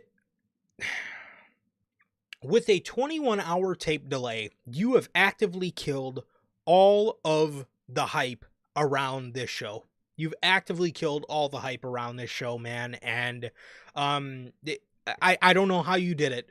I don't know how you've went to a first time market in Australia and you've managed to promote a first time market show so ridiculously fucking horrible. It just it makes my head spin. And good lord, I feel bad for these two women specifically. I feel bad for everybody on the show because all these people that are from Australia, the Tonys and the Kyle Fletchers and anybody else who is from Australia and is excited to wrestle in Australia, it sucks because now half of your audience is not going to be there. And you know what? Regardless of what time WWE aired their Australia show, people still watched and people still fucking enjoyed the fuck out of it. If you would have played your cards right, people would have absolutely watched this shit. Dude, you have actively taken away all the hype around Grand Slam Australia and shot all of it in the fucking foot. Oh yeah, dude. If it we always say if this was 2021 AEW, but if this was 2021 AEW, they would have sold those 50,000 seats. They would have aired it at fucking 12 o'clock in the afternoon, and all their American viewers would have watched it because it would have been that enjoyable to see. But now they did all this. It's a disaster.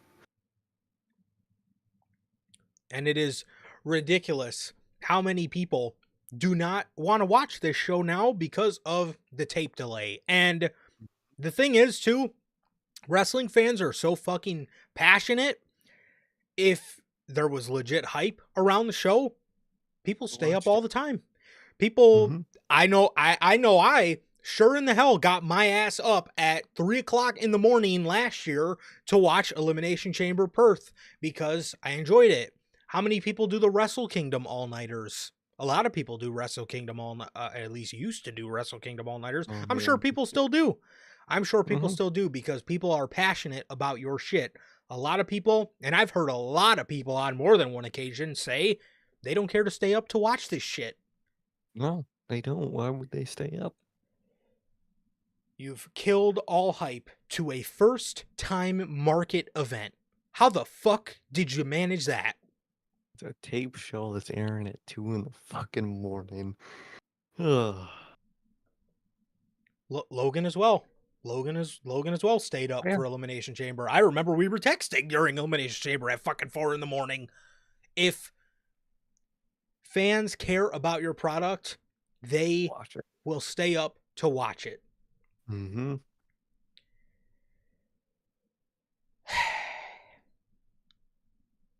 Crazy work. Crazy fucking work, man. Now, yeah, I don't know, dude. I don't know. See,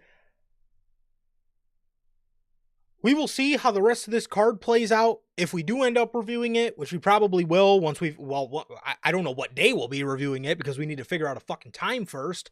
I will stay up to watch it because so you guys don't have to. And obviously to come here and talk about it with you guys, but I'm not the entire audience. You should be wanting your entire audience to want to stay up, to tune in, to watch your show, because there should have been legitimate hype around it, and people should have been excited. Man, this is AEW's first time in Australia. Australia is always a hot crowd. I'm excited for this. I'm going to stay up because I want to see what happens. Killed it.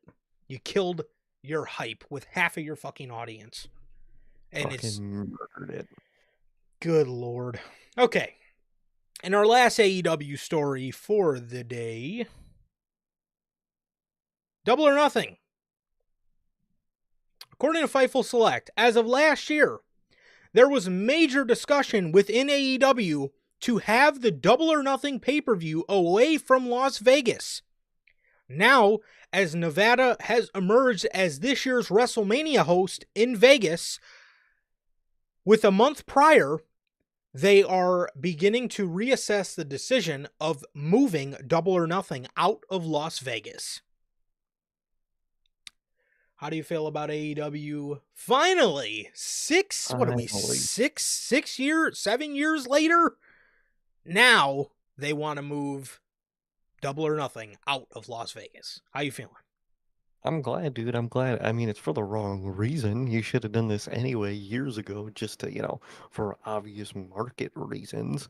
But they're doing it because they're scared and they don't want to run the same market and all that and all whatever. So, the reason's not good, obviously, but the idea is good. They needed to do this a long time ago. I'm happy. It's a new market for the show, a new vibe for the show in a different city. You could do a lot, dude. And I think it's nothing but good. I'm glad they're moving it. I'm glad they're being forced to fucking move it in a way. Um, and I hope this kicks them in the ass of do different shows in different locations. It's okay. I don't want All Out every year in Chicago. I don't want fucking Vegas for Double or Nothing every year. It's okay to move things, and I'm very glad they're fucking moving this, man. Can't wait to see what city they move it to, man. I really can't. But what about you, bro? What do you think about this? I think it's great. I think it's a bit odd that WWE had to almost force their hand here, but to be 100% honest with you, man, the way Tony Khan operates, I could absolutely see them just skipping Vegas for this 1 year because Mania is going to be there and they're going to outclass them, even though the shows are a month apart. They're going to outclass them, and he doesn't want that to happen. So I could No. honestly see them doing exactly what he did for All In. Well, we're going to miss All In, in 2025, but we'll be back in 2026. Like, No, all right, just go thanks. completely Nice fucking testing out your markets, bro. Nice. literally. No, but it is a good move. It is, again, it's for the wrong reasons, but this is a good move. AEW for 19, 20, 21, 22, 23, 24, 6 years. This would have been year 7 with Double or Nothing in Las Vegas. And when I tell you they have ran that market so dry, it is, I mean, it's very fitting that Las Vegas is in Nevada because it is as dry as the fucking desert is that is that market for Double or Nothing. Nobody fucking cares about Double or Nothing in that market, bro. No, nobody go ever since and that's the thing too, and that's the sadder part. Double or Nothing's always a good show. They've always been Mhm. good shows. Oh yeah. But they feel so lifeless because you've ran the market so dry, and it is time to hmm try somewhere else, dude. I mean, you can take this thing anywhere. You can take this thing Anywhere. anywhere. You could take this thing to Canada. You could take this thing to London. You could take this thing to no, I would say Australia, but we're seeing how that's going. You could take the Mexico, Puerto Rico, Anywhere, dude. Florida, literally anywhere. The world. Anywhere. What's the saying, man? The world is our oyster. hmm Exactly. The world is your oyster, Tony. Just get a fucking globe, spin it, and close your eyes and stick a fucking pin somewhere, and I'm sure it'll be better than going to Las Vegas for a Same 7th thing. year in a row. 7th year. Good lord. So it's good that they're moving out of Las Vegas, man, and I'm excited to see where they go. I just wish that it was not for just the simple fact that WWE's bringing Mania to Vegas. What's up? You That have was great. you have ran that market so dry. You have ran that market so fucking dry. It makes the desert in Nevada look moist. Mm-hmm. And oh God, Bell, God, please don't remind me of 2023, bro. Oh God, that that was embarrassing, bro. When Saudi Arabia for Night of Champions outclassed the Double or Nothing 2023 crowd, And Double or Oh, Nothing that's 2023 was not even a horrible show, but it was good. the feeling in that arena was so lifeless. I'll never forget Wardlow jumping off the top of a ladder, doing a swanton off the top of a ladder, and nobody gave a fuck. I'll never forget that. They just said, They were, I mean, come on, bro. No, man, but I'm glad that they're moving it out of there, man, because again, that market is just ran completely into the ground. Nobody cares for another Las Vegas Double or Nothing. And again, I'm going to say it with All Out. Nobody cares about another All Out in Chicago. We're tired of getting All Out. I wanted it. "Mm, Sir K's always said it for a long time. I don't think we probably wouldn't go now because the product sucks, no, but probably not."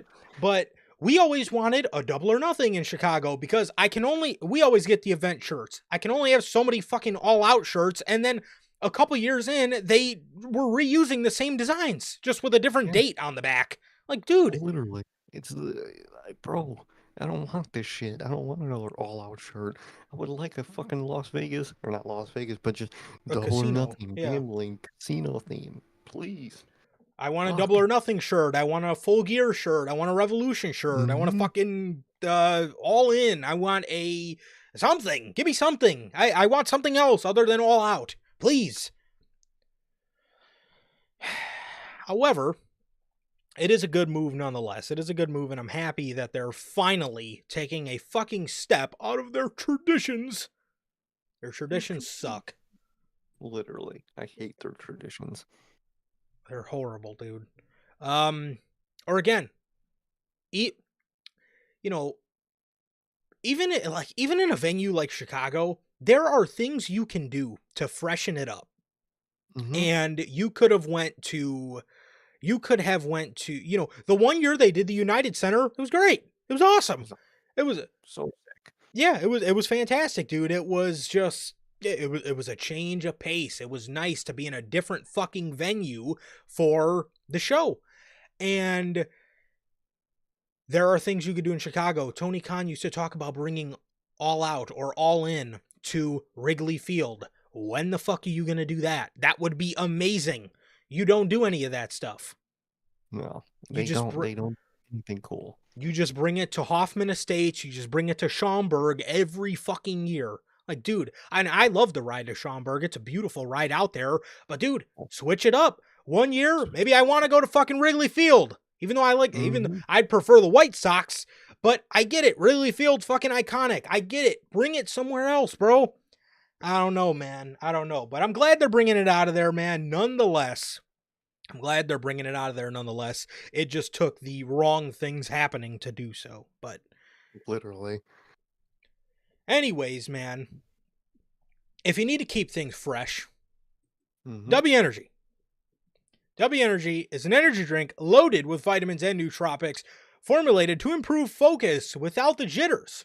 The same jitters Tony Khan was getting thinking about WrestleMania stealing his Las Vegas venue this year.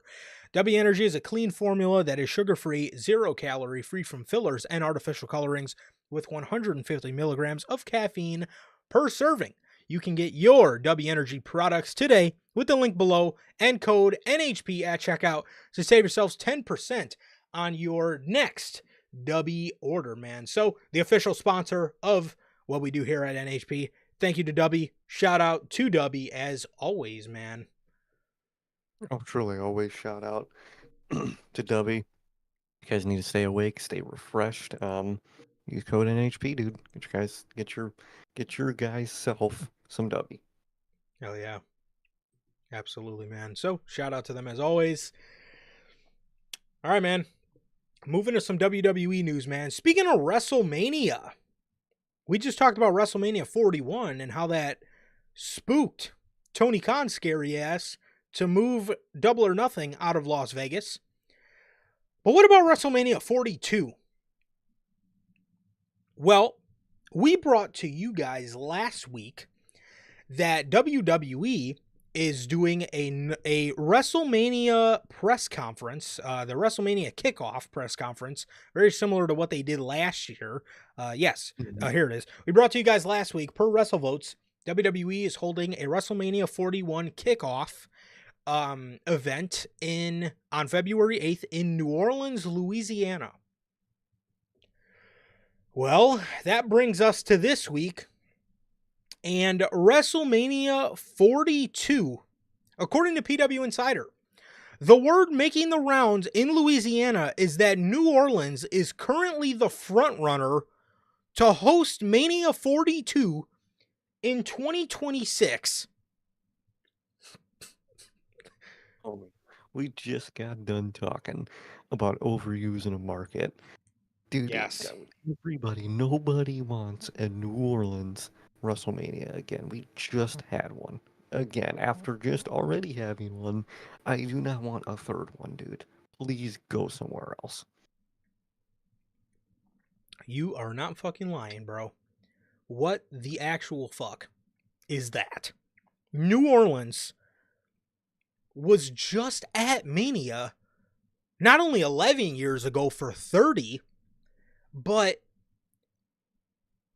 what was that? 6 years ago right now? 2020, 7 years ago? They were just there. Mania, I'm sorry, but for WrestleMania, you should at least have a 10-year gap between reusing a market, because you've done, the WrestleMania 30 theme, and okay, you want to go back because of the possibilities and, making, Mardi Gras a theme. Okay. You did it. What are you going to do now? What are you going to do, a fucking Hick theme? Are you going to do a Bayou theme? Are you going to do what are you going to do, a Mafia 3 theme? Are you going to do a fucking Red Dead Redemption Crocodile theme? What the fuck are you going to do? What are you going to do for nobody wants, and I love New Orleans. I always hear great things about New Orleans. So shout out to the people in New Orleans. Nobody wants a fucking Mania there, probably other than the people in New Orleans and Ricky Starks, because he's from there. I mean, what the fuck? Who wants another WrestleMania that close to the last time we got one in New Orleans?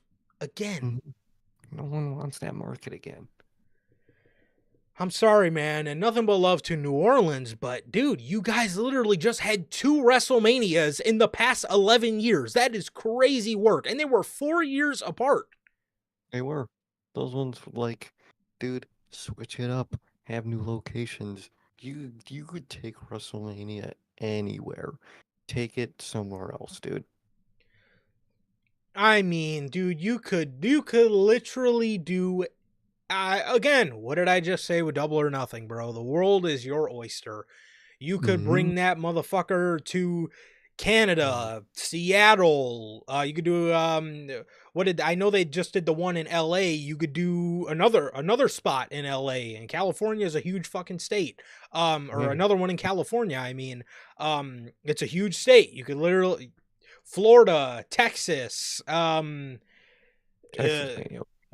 Well, we just did a Texas Mania, but you have more locations. Oh yeah. You got so many fucking locations you can do. And you go with New Orleans again. Okay. Or what about a venue that you didn't do and would have been a nice fresh location for WrestleMania? So, okay, what I think we're on the same page here. What venue are you thinking of if they didn't give it to SummerSlam later in 2026? I think it's the one that everybody's been fucking asking for, is London. Is it London?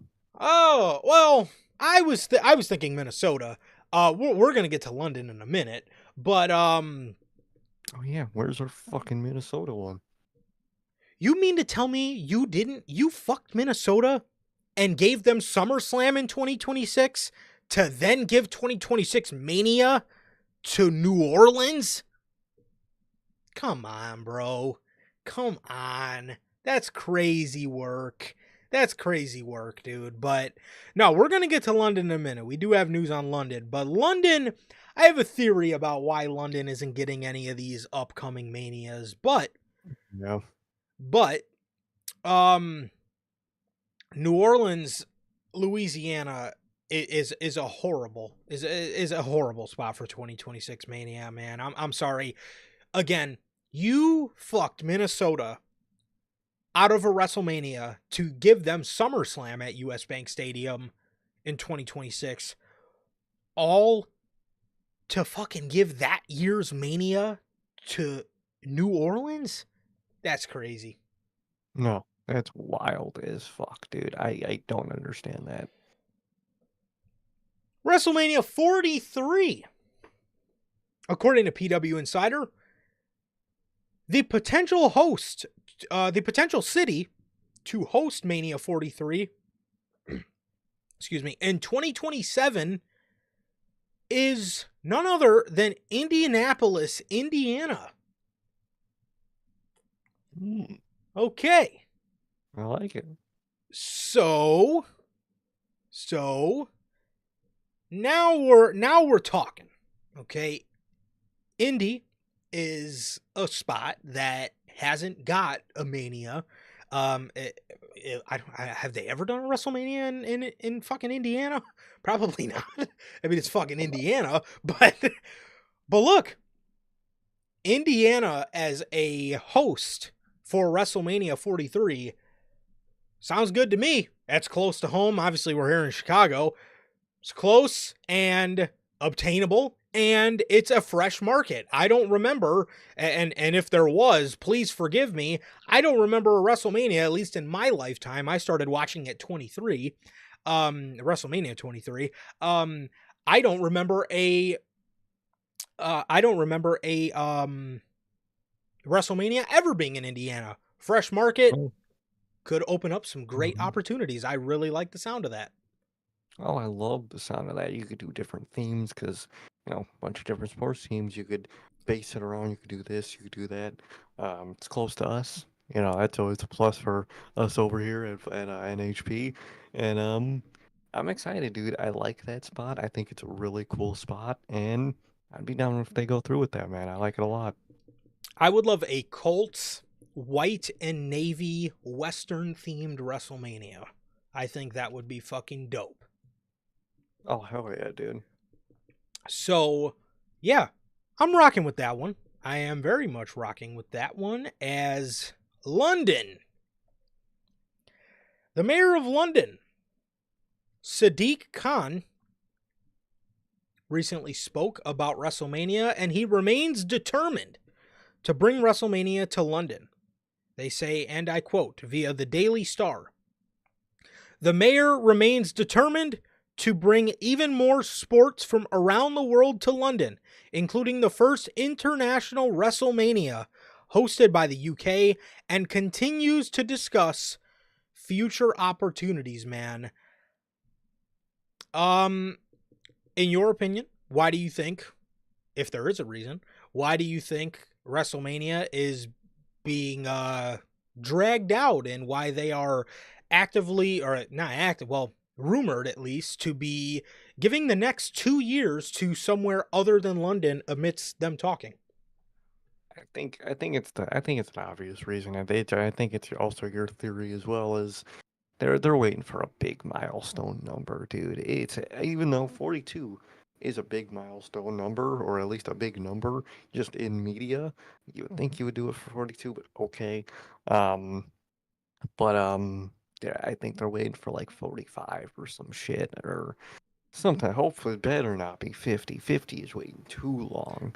Hmm. But I could see 45. They're waiting for a big milestone number. I also think they want to gauge more international shows to see, you know, the viewership of the American audience watching a non-American um, WrestleMania. I think they, for some reason, have a fear in that, but I don't think they should. I don't think the numbers should scare them because they've been doing great numbers outside the U.S. with viewership of U.S. Watchers. But I still feel like they are a little scared for some reason to do that. But I think it's a mix of being a little scared, and then just the waiting for a big milestone number for some reason. I personally I don't see the point in them. I would just do it. Just take the momentum you have and fucking run with it. But I think that's what they're waiting for, and I think your sentiment is the same. But I gotta ask you, what do you think about this? Why? What is your reason? Uh, yeah, I think that, I think that, I do think they're on good terms, and I think they're going to stay on good terms. I Mm-hmm. think that because if you're giving 42 away and you're giving 43 away, I don't see them doing 44 in London just because your big numbers for WrestleMania are every 5, right? Those are kind of like milestone numbers. Like, you're, obviously 1, but 5, 10, 15, 20. Nobody's really looking at, when people think about big milestone numbers, they're going to say, oh man, WrestleMania. Oh wow, this is the 45th WrestleMania. Oh, it's in London. Oh, this is the 50th. Nobody's looking at, oh wow, this is Mania fucking 43. Man, so to me, I think WWE's waiting for, one of the every 5s. 40 was treated as a huge deal. You know what I mean? And not that the Mm-hmm. other ones aren't treated as a huge deal, but they always like to, how much last year did they promote the 40 years of WrestleMania, right? Mm-hmm. 35-year anniversary. You never see them, celebrating the, 32nd WrestleMania. This is Yeah. 32 years of WrestleMania. At least not as hard as they did for this is WrestleMania 40. They really throw it in your face. As to where all the other numbers outside of it, the 41, 42, 43, 44, nobody's really, clamoring about. It's just not treated as big of a milestone number as, again, I mean, look at last year's WWE game. It was all centered around 40 years of WrestleMania. You're not Mm-hmm. seeing anybody celebrating, 42 years of WrestleMania. It's just, so I think WWE is waiting for I honestly think the closer we get to 45, like Turkey said, I don't see them waiting till 50. I think that would just be No. downright stupid at that point. But I honestly think they're waiting till WrestleMania 45 because that's, it's a milestone number. It's a lot of people, again, a lot of times with those kind of things, man, it's, it's just it's a bigger headline as those numbers every 5. 40 was a huge deal. 45 is going to be hyped up huge. 50 is obviously going to be huge. So that's kind of what I think, man, but that's kind of my theory about it. But yeah, that's that. So that's, I honestly Mm-hmm. think come whatever year that is, 2029 maybe, I honestly think we'll probably be looking at WrestleMania 45 taking place in London because WrestleMania 45 just sounds huge. It It does. does. WrestleMania. Oh yeah, there's a huge WrestleMania in London. WrestleMania 43. It doesn't sound as big as WrestleMania 45. That just Mm-hmm. sounds huge. So that's what I think, and I mean, I could see it that way as long as, and it's London, so you're all, you're not going to, they just got to hope the product stays as hot as it is now. That's Mm-hmm. one thing they have to hope Yeah. for, which is up to them, and if they can keep the product hot for that long. But either way, they're selling whatever building they go into out. They, you know, Mm-hmm. 9 times out of 10, they'll sell a WrestleMania out, or they'll sell a lot for a WrestleMania just because of the draw of it being WrestleMania and then being the first international WrestleMania. I mean, look how Yep. good AEW did for the first All In. Were things great going into it? No, but it was their No, but first time there, and it was the first international show, so it's going to do well. exactly. So, yeah, that is that, and yeah, more WWE got some. Oh, this is really interesting, actually.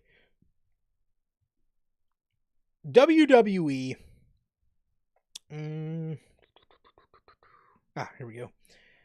Okay, according to the Wrestling Observer, take this with a grain of salt. This is Meltzer. Ms. Meltzer. It is being reported that those close to the situation, or it is reportedly believed by those close to the situation that WWE will end up owning TNA whilst blocking AEW from international TV deals.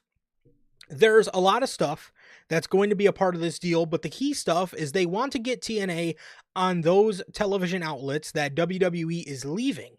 I'm sure India being a big one, so AEW doesn't get those television outlets that WWE is now leaving, because all of their shows are on Netflix internationally now. They can't put anything on those stations, so they want to make sure it's not AEW on those stations. So that's one of the many reasons they're doing this TNA partnership. I know there are people close to the situation who think WWE will end up owning TNA. I think it's going to be a disaster because it's how it all this is how it always ends. Every company WWE works with always ends up worse off. End Mm. quote. Well, you say that about AEW too, but It's, yeah, pretty much. You work with a giant wrestling company, and they're gonna they're just gonna it suck they're you a dry. succubus. Yeah, Mhm. they're gonna steal all your talent, and that's what it is. But how do you feel, man? How do you feel about this belief amongst this, and do you think this is extremely petty of WWE to block AEW from being in on stations in international markets? Eh, yeah, it is petty. The idea of it is petty. And I think if I don't know how much I believe this. I think if AEW was in a lot better position, again, I said earlier, and we always say it, but 2021 AEW, if they were that with that momentum and that quality right now, I could definitely see them doing something like that. Um, but they're not, and we kind of all know they're tied up with Warner for the next what is it, 3 to 5 years? They signed this Warner deal for, Yeah. so they're not coming to USA anytime soon. So I really wouldn't understand the concern of taking those spots on those, on those shows and those time slots. They wouldn't. Why would AEW go for a Monday night spot anyway? You're just gonna fuck yourself over, right? I Run the don't know. Collision rerun in India on Monday. And there you go. You probably still won't get any viewers because it's clear. Like it's a thing where I could totally see them doing this, but I don't think they're doing this for the AEW reasons they're doing it right now. Genuinely, I believe they're working with TNA to get that talent like anyone would, like AEW worked with New Japan, like why they bought ROH, the talent. That's why WWE bought Evolve back then. For all those guys, they had Austin. Where do you think Austin Theory came from? Came from Evolve. He was an Evolve guy. Yep.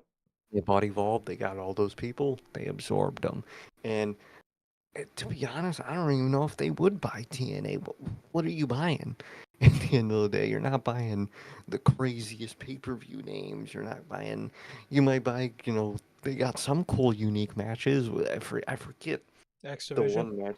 X Division. Yep, they got that match. Which I saw Jordan Grace made a tweet that was like, "You'll see an X Division match in WWE. Mark my words." That would kind of be So hard.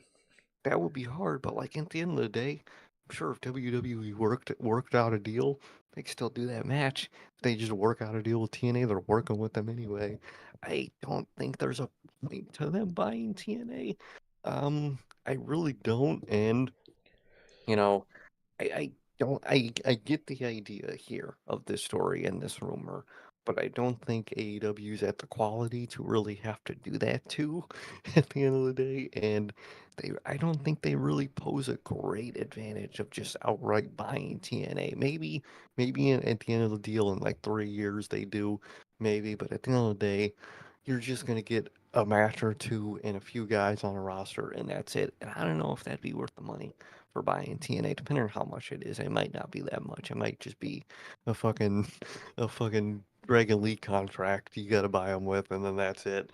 But I don't know. I get it, and I could see parts of it being true, especially under certain circumstances. But I don't know how much of I see of this happening, or the reasons why it's happening. But what about you, man? Um, you know, in a in a way, it is petty to do to Yeah, AEW because WWE is doing it out of sheer pettiness because WWE knows even if they did get those time slots, again, like you said, in that Monday night time slot at 7 o'clock or whatever time it airs for the people in India or the people in whatever wherever you are internationally, nobody's. I mean, what are you going to air? A Dynamite rerun? Are you going to air AEW Dark reruns? And who's watching that over Monday Night Raw? So WWE, obviously want TNA to be put in that time slot, at least as that's what this report is suggesting. And do I see WWE buying TNA? It all depends. If they end up stealing all their talent to the point where TNA is about to die, like they were just a couple years ago, then maybe WWE buys them, after stealing all their talent to keep them alive, similar to what they did with Evolve, even though they just ended up canceling Evolve anyway because of COVID and whatever. That ended up going away. But I honestly, I'm sort of sitting in the same boat with you. I don't really see them doing this to buy TNA, even though I think they would really want that tape library because obviously that they can make a lot of money off of that. mm-hmm. Being that they do have they have AJ and AJ's on there. There's Cody's done some stuff in TNA. A lot of the roster has done some stuff in TNA, right? So, that's the only thing I could really see them, really wanting is the tape library. But even if they needed to use things off the tape library, I feel they could just get them anyway if they just asked TNA for them. So That's the thing why I don't think they would buy it because most things they would buy it for, they could probably just strike a deal with them to get it. Like, yeah, and I don't really see TNA putting up a fight like, oh, you want to air this AJ Styles TNA clip? Absolutely go not. ahead. And I mean, if you look at that old Jeff Hardy WWE 24, TNA struck a deal with them before to use footage from Victory Yeah, Road 2011. So, I mean, they're no stranger to, striking deals for the footage, but maybe WWE would want to make money and make all the money off of that TNA tape library. That's the only thing I could see them buying TNA for, because if they buy TNA, ultimately they're not going to really care about it enough. They're going to probably end up canning yeah. it. And Mm-hmm. but the whole again, if they really wanted to stick it to AEW, I could see this being the case. But then again, I don't necessarily think they have to buy TNA. If WWE has a great relationship with these international markets, I could honestly just see them reaching out to their connections internationally and saying like, hey, we, suggest we're partners with TNA. Maybe you could, look into airing some of their stuff. I don't really think they would have to buy them to do that. I could be wrong, but I don't really see them. Honestly, what I see them working with TNA for is the same reason Tony Khan works with New Japan, is because Tony Khan wants that NJPW DLC pack, just the same way Triple H wants the With the TNA yeah. DLC pack. Mm-hmm. So Exactly. he wants Joe Hendry. He wants Jordan. Well, he's got Jordan Grace. He's probably got Josh Alexander too. He wants the Rascals, and I mean, this is why they're working with TNA. So that's what I see. And again, I think this would be very extra to go to own TNA just to do all this when they have enough connections. They could probably just put TNA on to some of these international markets and stations and stuff. But that's what I see, man. But the only thing I could really see them wanting to buy TNA for is that tape library. So Mm-hmm. yeah. That's all they want. Exactly. But yeah, man. Speaking of a little bit of injury news, good injury news actually. Yeah. Ilya Dragunov, according to Corey Brennan of Fightful, Ilya Dragunov has been spotted at the WWE Performance Center training for an in-ring return. Dragunov was not at the PC for rehab and was taking part in traditional training ahead of his return. Dragunov was not wearing any support gear for his injury. His injury was slated to last up to 9 months. It has been 4. Man is a demon. What's on the back of his tights, bro? Unbreakable or invincible? Says something in Russian like that. And it's absolutely true. This dude, get him back and get this motherfucker. A push. Torpedo Moscowing everybody on the roster ASAP. This dude is a demon. True, genuine demon. It's so glad to see people come back that fast and that healthy. Yes. And I think you should reward him with that. And I hope you use him well when he comes back. You have to use this man well. Absolutely. And I am stoked to see Dragunov back. I think Dragunov's going to hopefully have a huge 2025. And I cannot wait to see him in the mix. Doing just great stuff, because I know his time will come, bro. And I know Triple H has got to know what he has in him. And if he doesn't, then that is a huge problem. But I think he does. I think he does, and I cannot wait for this man to come back.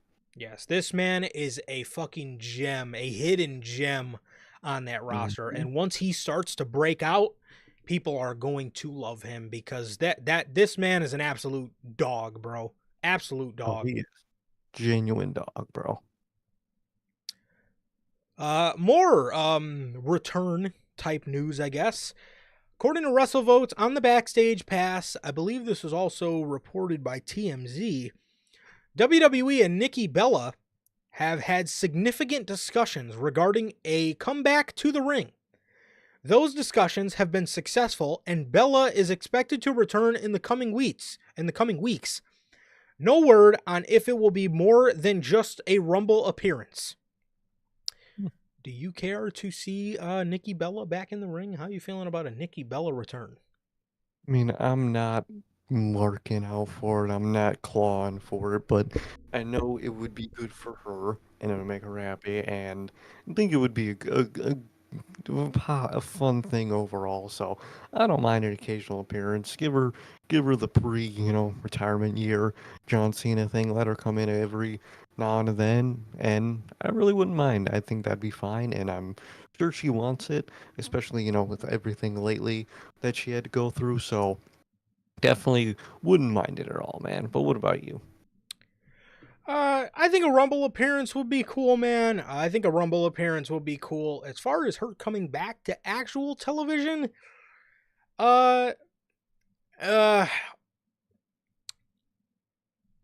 know, like you said, I know she's going through a lot. So if it makes her happy to do, then I would be happy to see her. But it's not something that I'm jumping out of my chair to see Nikki Bella back in a ring. But I know she's gone through a lot, and if this is something she wants to do to, keep herself busy and just get back to a grind of just life, or getting back to a grind of being in WWE, then of course I'd be open to it and open to seeing what she's doing. But yeah, it's not something that I'm clamoring to see. But like I said, she has gone through a lot, and if it is something that would be good for her to do, then we'll see where it goes. But I'm not expecting it to be one of the greatest return runs of all time, but we shall see.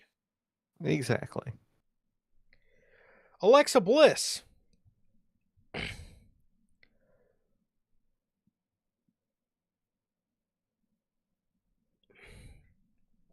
According to PW Insider, plans for Alexa Bliss's return to WWE programming are currently off the table.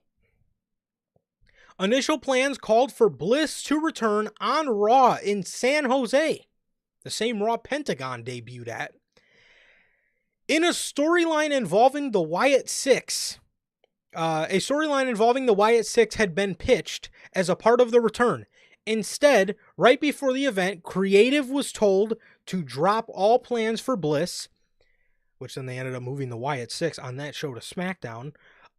Bliss was ready for a return, but WWE put a halt on the plans, with one source believing that it may be a contract issue Bliss is not featured in any creative for the Women's Royal Rumble match.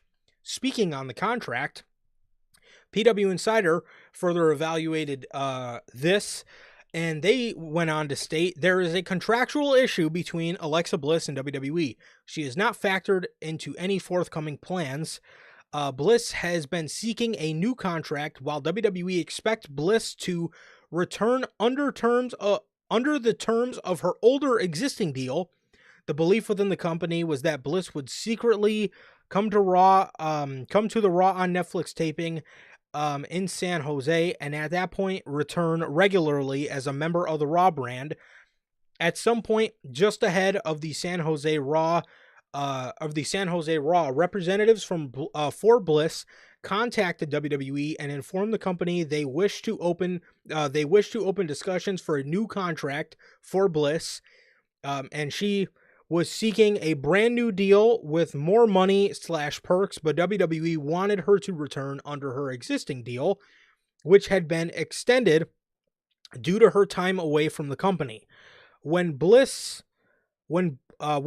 side dug in about wanting a new deal, WWE played hardball back, pulling plans for her return in San Jose and froze all the creative plans in Carbonite. The two sides have remained at odds since that time. Wow. Well, it seems like Alexa Bliss is wanting to return under a new deal. I don't know when her contract was up. I know it was in 2025, but Alexa Bliss is seeking a new contract, and WWE's playing hardball, and they wanted her to return under her old one, man. So what do you think about that? And what do you think about her possibly returning alongside the Wyatt Six? It did not expect the whole contract stuff to come up, but it does make sense. I mean, a lot has changed since she's been out, man. So maybe she wants a new deal accordingly. Maybe she wants to be on a certain brand. Maybe this, that. We don't really know if it's like a money or just general, just little stuff in the contract, creative. Really don't know, but it's very interesting to see, the contract dispute, you could call it. And I hope everything goes out well, and I hope she can come back. As for how she'd come back, at the end of the day, I hate to have to say this, but for her sake, probably wouldn't put her in the Wyatt Six because WWE really doesn't know what they're doing with that group and doesn't know how to display and book and whatnot, in my opinion, that group. So if I was her, I wouldn't even try to come back to this group. I would probably just do my own thing, man. But very interesting. They could add her, and I think it could work. But at the end of the day, a lot of the Wyatt Six can work, and they're not making it work due to their own failures. I don't know if I trust them. So if I was her, I'd probably look to come back to a different spot on the show, man. And because they don't really know how to book that faction, but that's my opinion, man. But I hope she comes back, and I think she could come back as something we haven't seen before. I think she has that creative mind in her. Um, so I hope that the contract stuff goes well, and I hope we see her back. And as for the Wyatt Six stuff, I don't know if I would put her in. It's kind of crowded already in that group, and they don't really showcase them that much. But that's a whole other rabbit hole to go down. But I would probably return her a different aspect, man, and I just hope the contract stuff works out. But what about you, man? What's your opinion on the contract stuff, and how would you bring her back if Wyatt Six? Yeah, it's interesting because, like I said, I know her deal is up, and obviously Mm-hmm. WWE is looks like they want to go out the existing deal since she was out for a while. It's nice that she's getting time added to her contract, but still being used. So that's very cool Yeah. to see. But yeah, it's very interesting, and obviously she wants more money and more perks, so that's interesting to see. That is very interesting to see. Obviously, I could see her wanting to do that and wanting certain perks, being that she is a mom now. She is life isn't just about being a WWE superstar anymore for her. She Mm. is like, she is a mom, so I'm sure a lot in life has changed and she's going to want certain perks to accommodate that. So I hope she gets everything she's looking for and I hope they work out a deal. As for her being with the Wyatt 6, uh yeah, I mean, I if that if that gets the Wyatt showcase, then go for it. But the Wyatt shouldn't need Alexa Bliss nor Braun Strowman to be showcased. They should be showcased how they are, and they're not. And that's unfortunate as fuck to see. But I'd be up to it. I loved Alexa Bliss with Bray Wyatt. I thought it was very solid work. And it's interesting to see. It's very interesting to see because yeah, just off the fact of her work with Bray and how that dynamic will work with the current Wyatt Six and their group. But I mean, I'd be up to it as long as we don't have to see that ugly fucking Lily doll. I'd be okay with it. Oh, But um, forget their godforsaken theme song. I think they changed it right before she left. But oh, that I know one it's not the really, evil is mine anymore. yeah, But it that was stand up, shut up. shit. So it got equally as bad. But Mhm. dude, just give her that old CFO song back. That shit was a banger. It Um, was it really was. But yeah. I mean, I'd be interested to seeing it, man. But I mean, the Wyatts should be on a whole different path. I mean, these guys should be stars on that roster, and they are not. Mhm. So that's WWE's first problem they need to fucking take care of before adding anybody to the group, in my opinion. But speaking of groups, the Bloodline. According to WrestleVotes on the Backstage Pass, WWE is moving away from Solo Sikoa, Jacob Fatu, Tama Tonga, and Tonga Loa being referred to as the Bloodline on TV now that Roman Reigns is once again the tribal chief. Mm. This is very interesting to see. This is very interesting to see because it's going to be very interesting to see what they're very interesting to see what they're going to be called and what they're going to be operating under what is believed as the Jacob Fatu version of the Bloodline. So it's going to be very interesting and I'm interested to see how they go about this. And obviously, we can't say too much because we don't really know where the story is going, being that Solo just walked out on him last week. I'm sure we can Mm. guess, but I'm sure it'll become a little more evident as time moves on, and I'm interested to see what name they would give them. Very, very interested to see what name they could give him because it seems from the new shirt they dropped for Jacob and whatnot, it seems like they changed his nickname from Samoan Werewolf to the Tribal Wolf, which, in my opinion, kind of a downgrade I in seen that. nickname. I thought that was Mm. just the name of the shirt. I hope it's just the name of the shirt. I hope they don't just start calling him the Tribal Wolf. I think Samoan Werewolf is a Oh yeah. much better nickname, and maybe I don't know if if MJF ever fucking what's it called? Trademarked it, but like the Wolves of Wrestling maybe could have worked as the group name, but I don't know. Um, I don't know what identity they're gonna get, but obviously we know that they're gonna get their own identity, and I'm very excited to see how that goes. And I'm excited. I'm here for the ride. I'm here to see the name, the identity, how they're just everything, dude. I like it, and I'm excited, man, and I can't wait. Definitely. It's going to be very interesting. I did see a lot of people saying like, "Oh, they changed his nickname," but I mean, WWE has names for their shirts, that Yeah, are yeah, man, sure. yeah, and I mean the wolf. I mean, it is a tribal wolf, so I don't see them changing Samoan werewolf. I think people Mhm. like that, and I think it's something that's caught on with the main roster audience. So I think they would also kind of be stupid to change his nickname because that's a cool fucking nickname. And Cool. going from tribal wolf to Samoa, or going from Samoan werewolf to tribal wolf is Very much downgrade. very much. Maybe they call the group the tribal wolves, and Jacob could still be the Samoan werewolf, but I don't Could know. be the name. You could maybe call them the tweakers since Hey, all those guys are constantly they come tweaking out out. But fucking tweaking by Jello oh my Ball. god, Absolutely. That shit might be hard. You never know. But yeah, I mean it's gonna be interesting to see what they call them, man. But yeah, so that is that. And now for Saturday night's main event, we have predictions here. As again, just a fair reminder, we will not be reviewing Saturday night's main event this time around.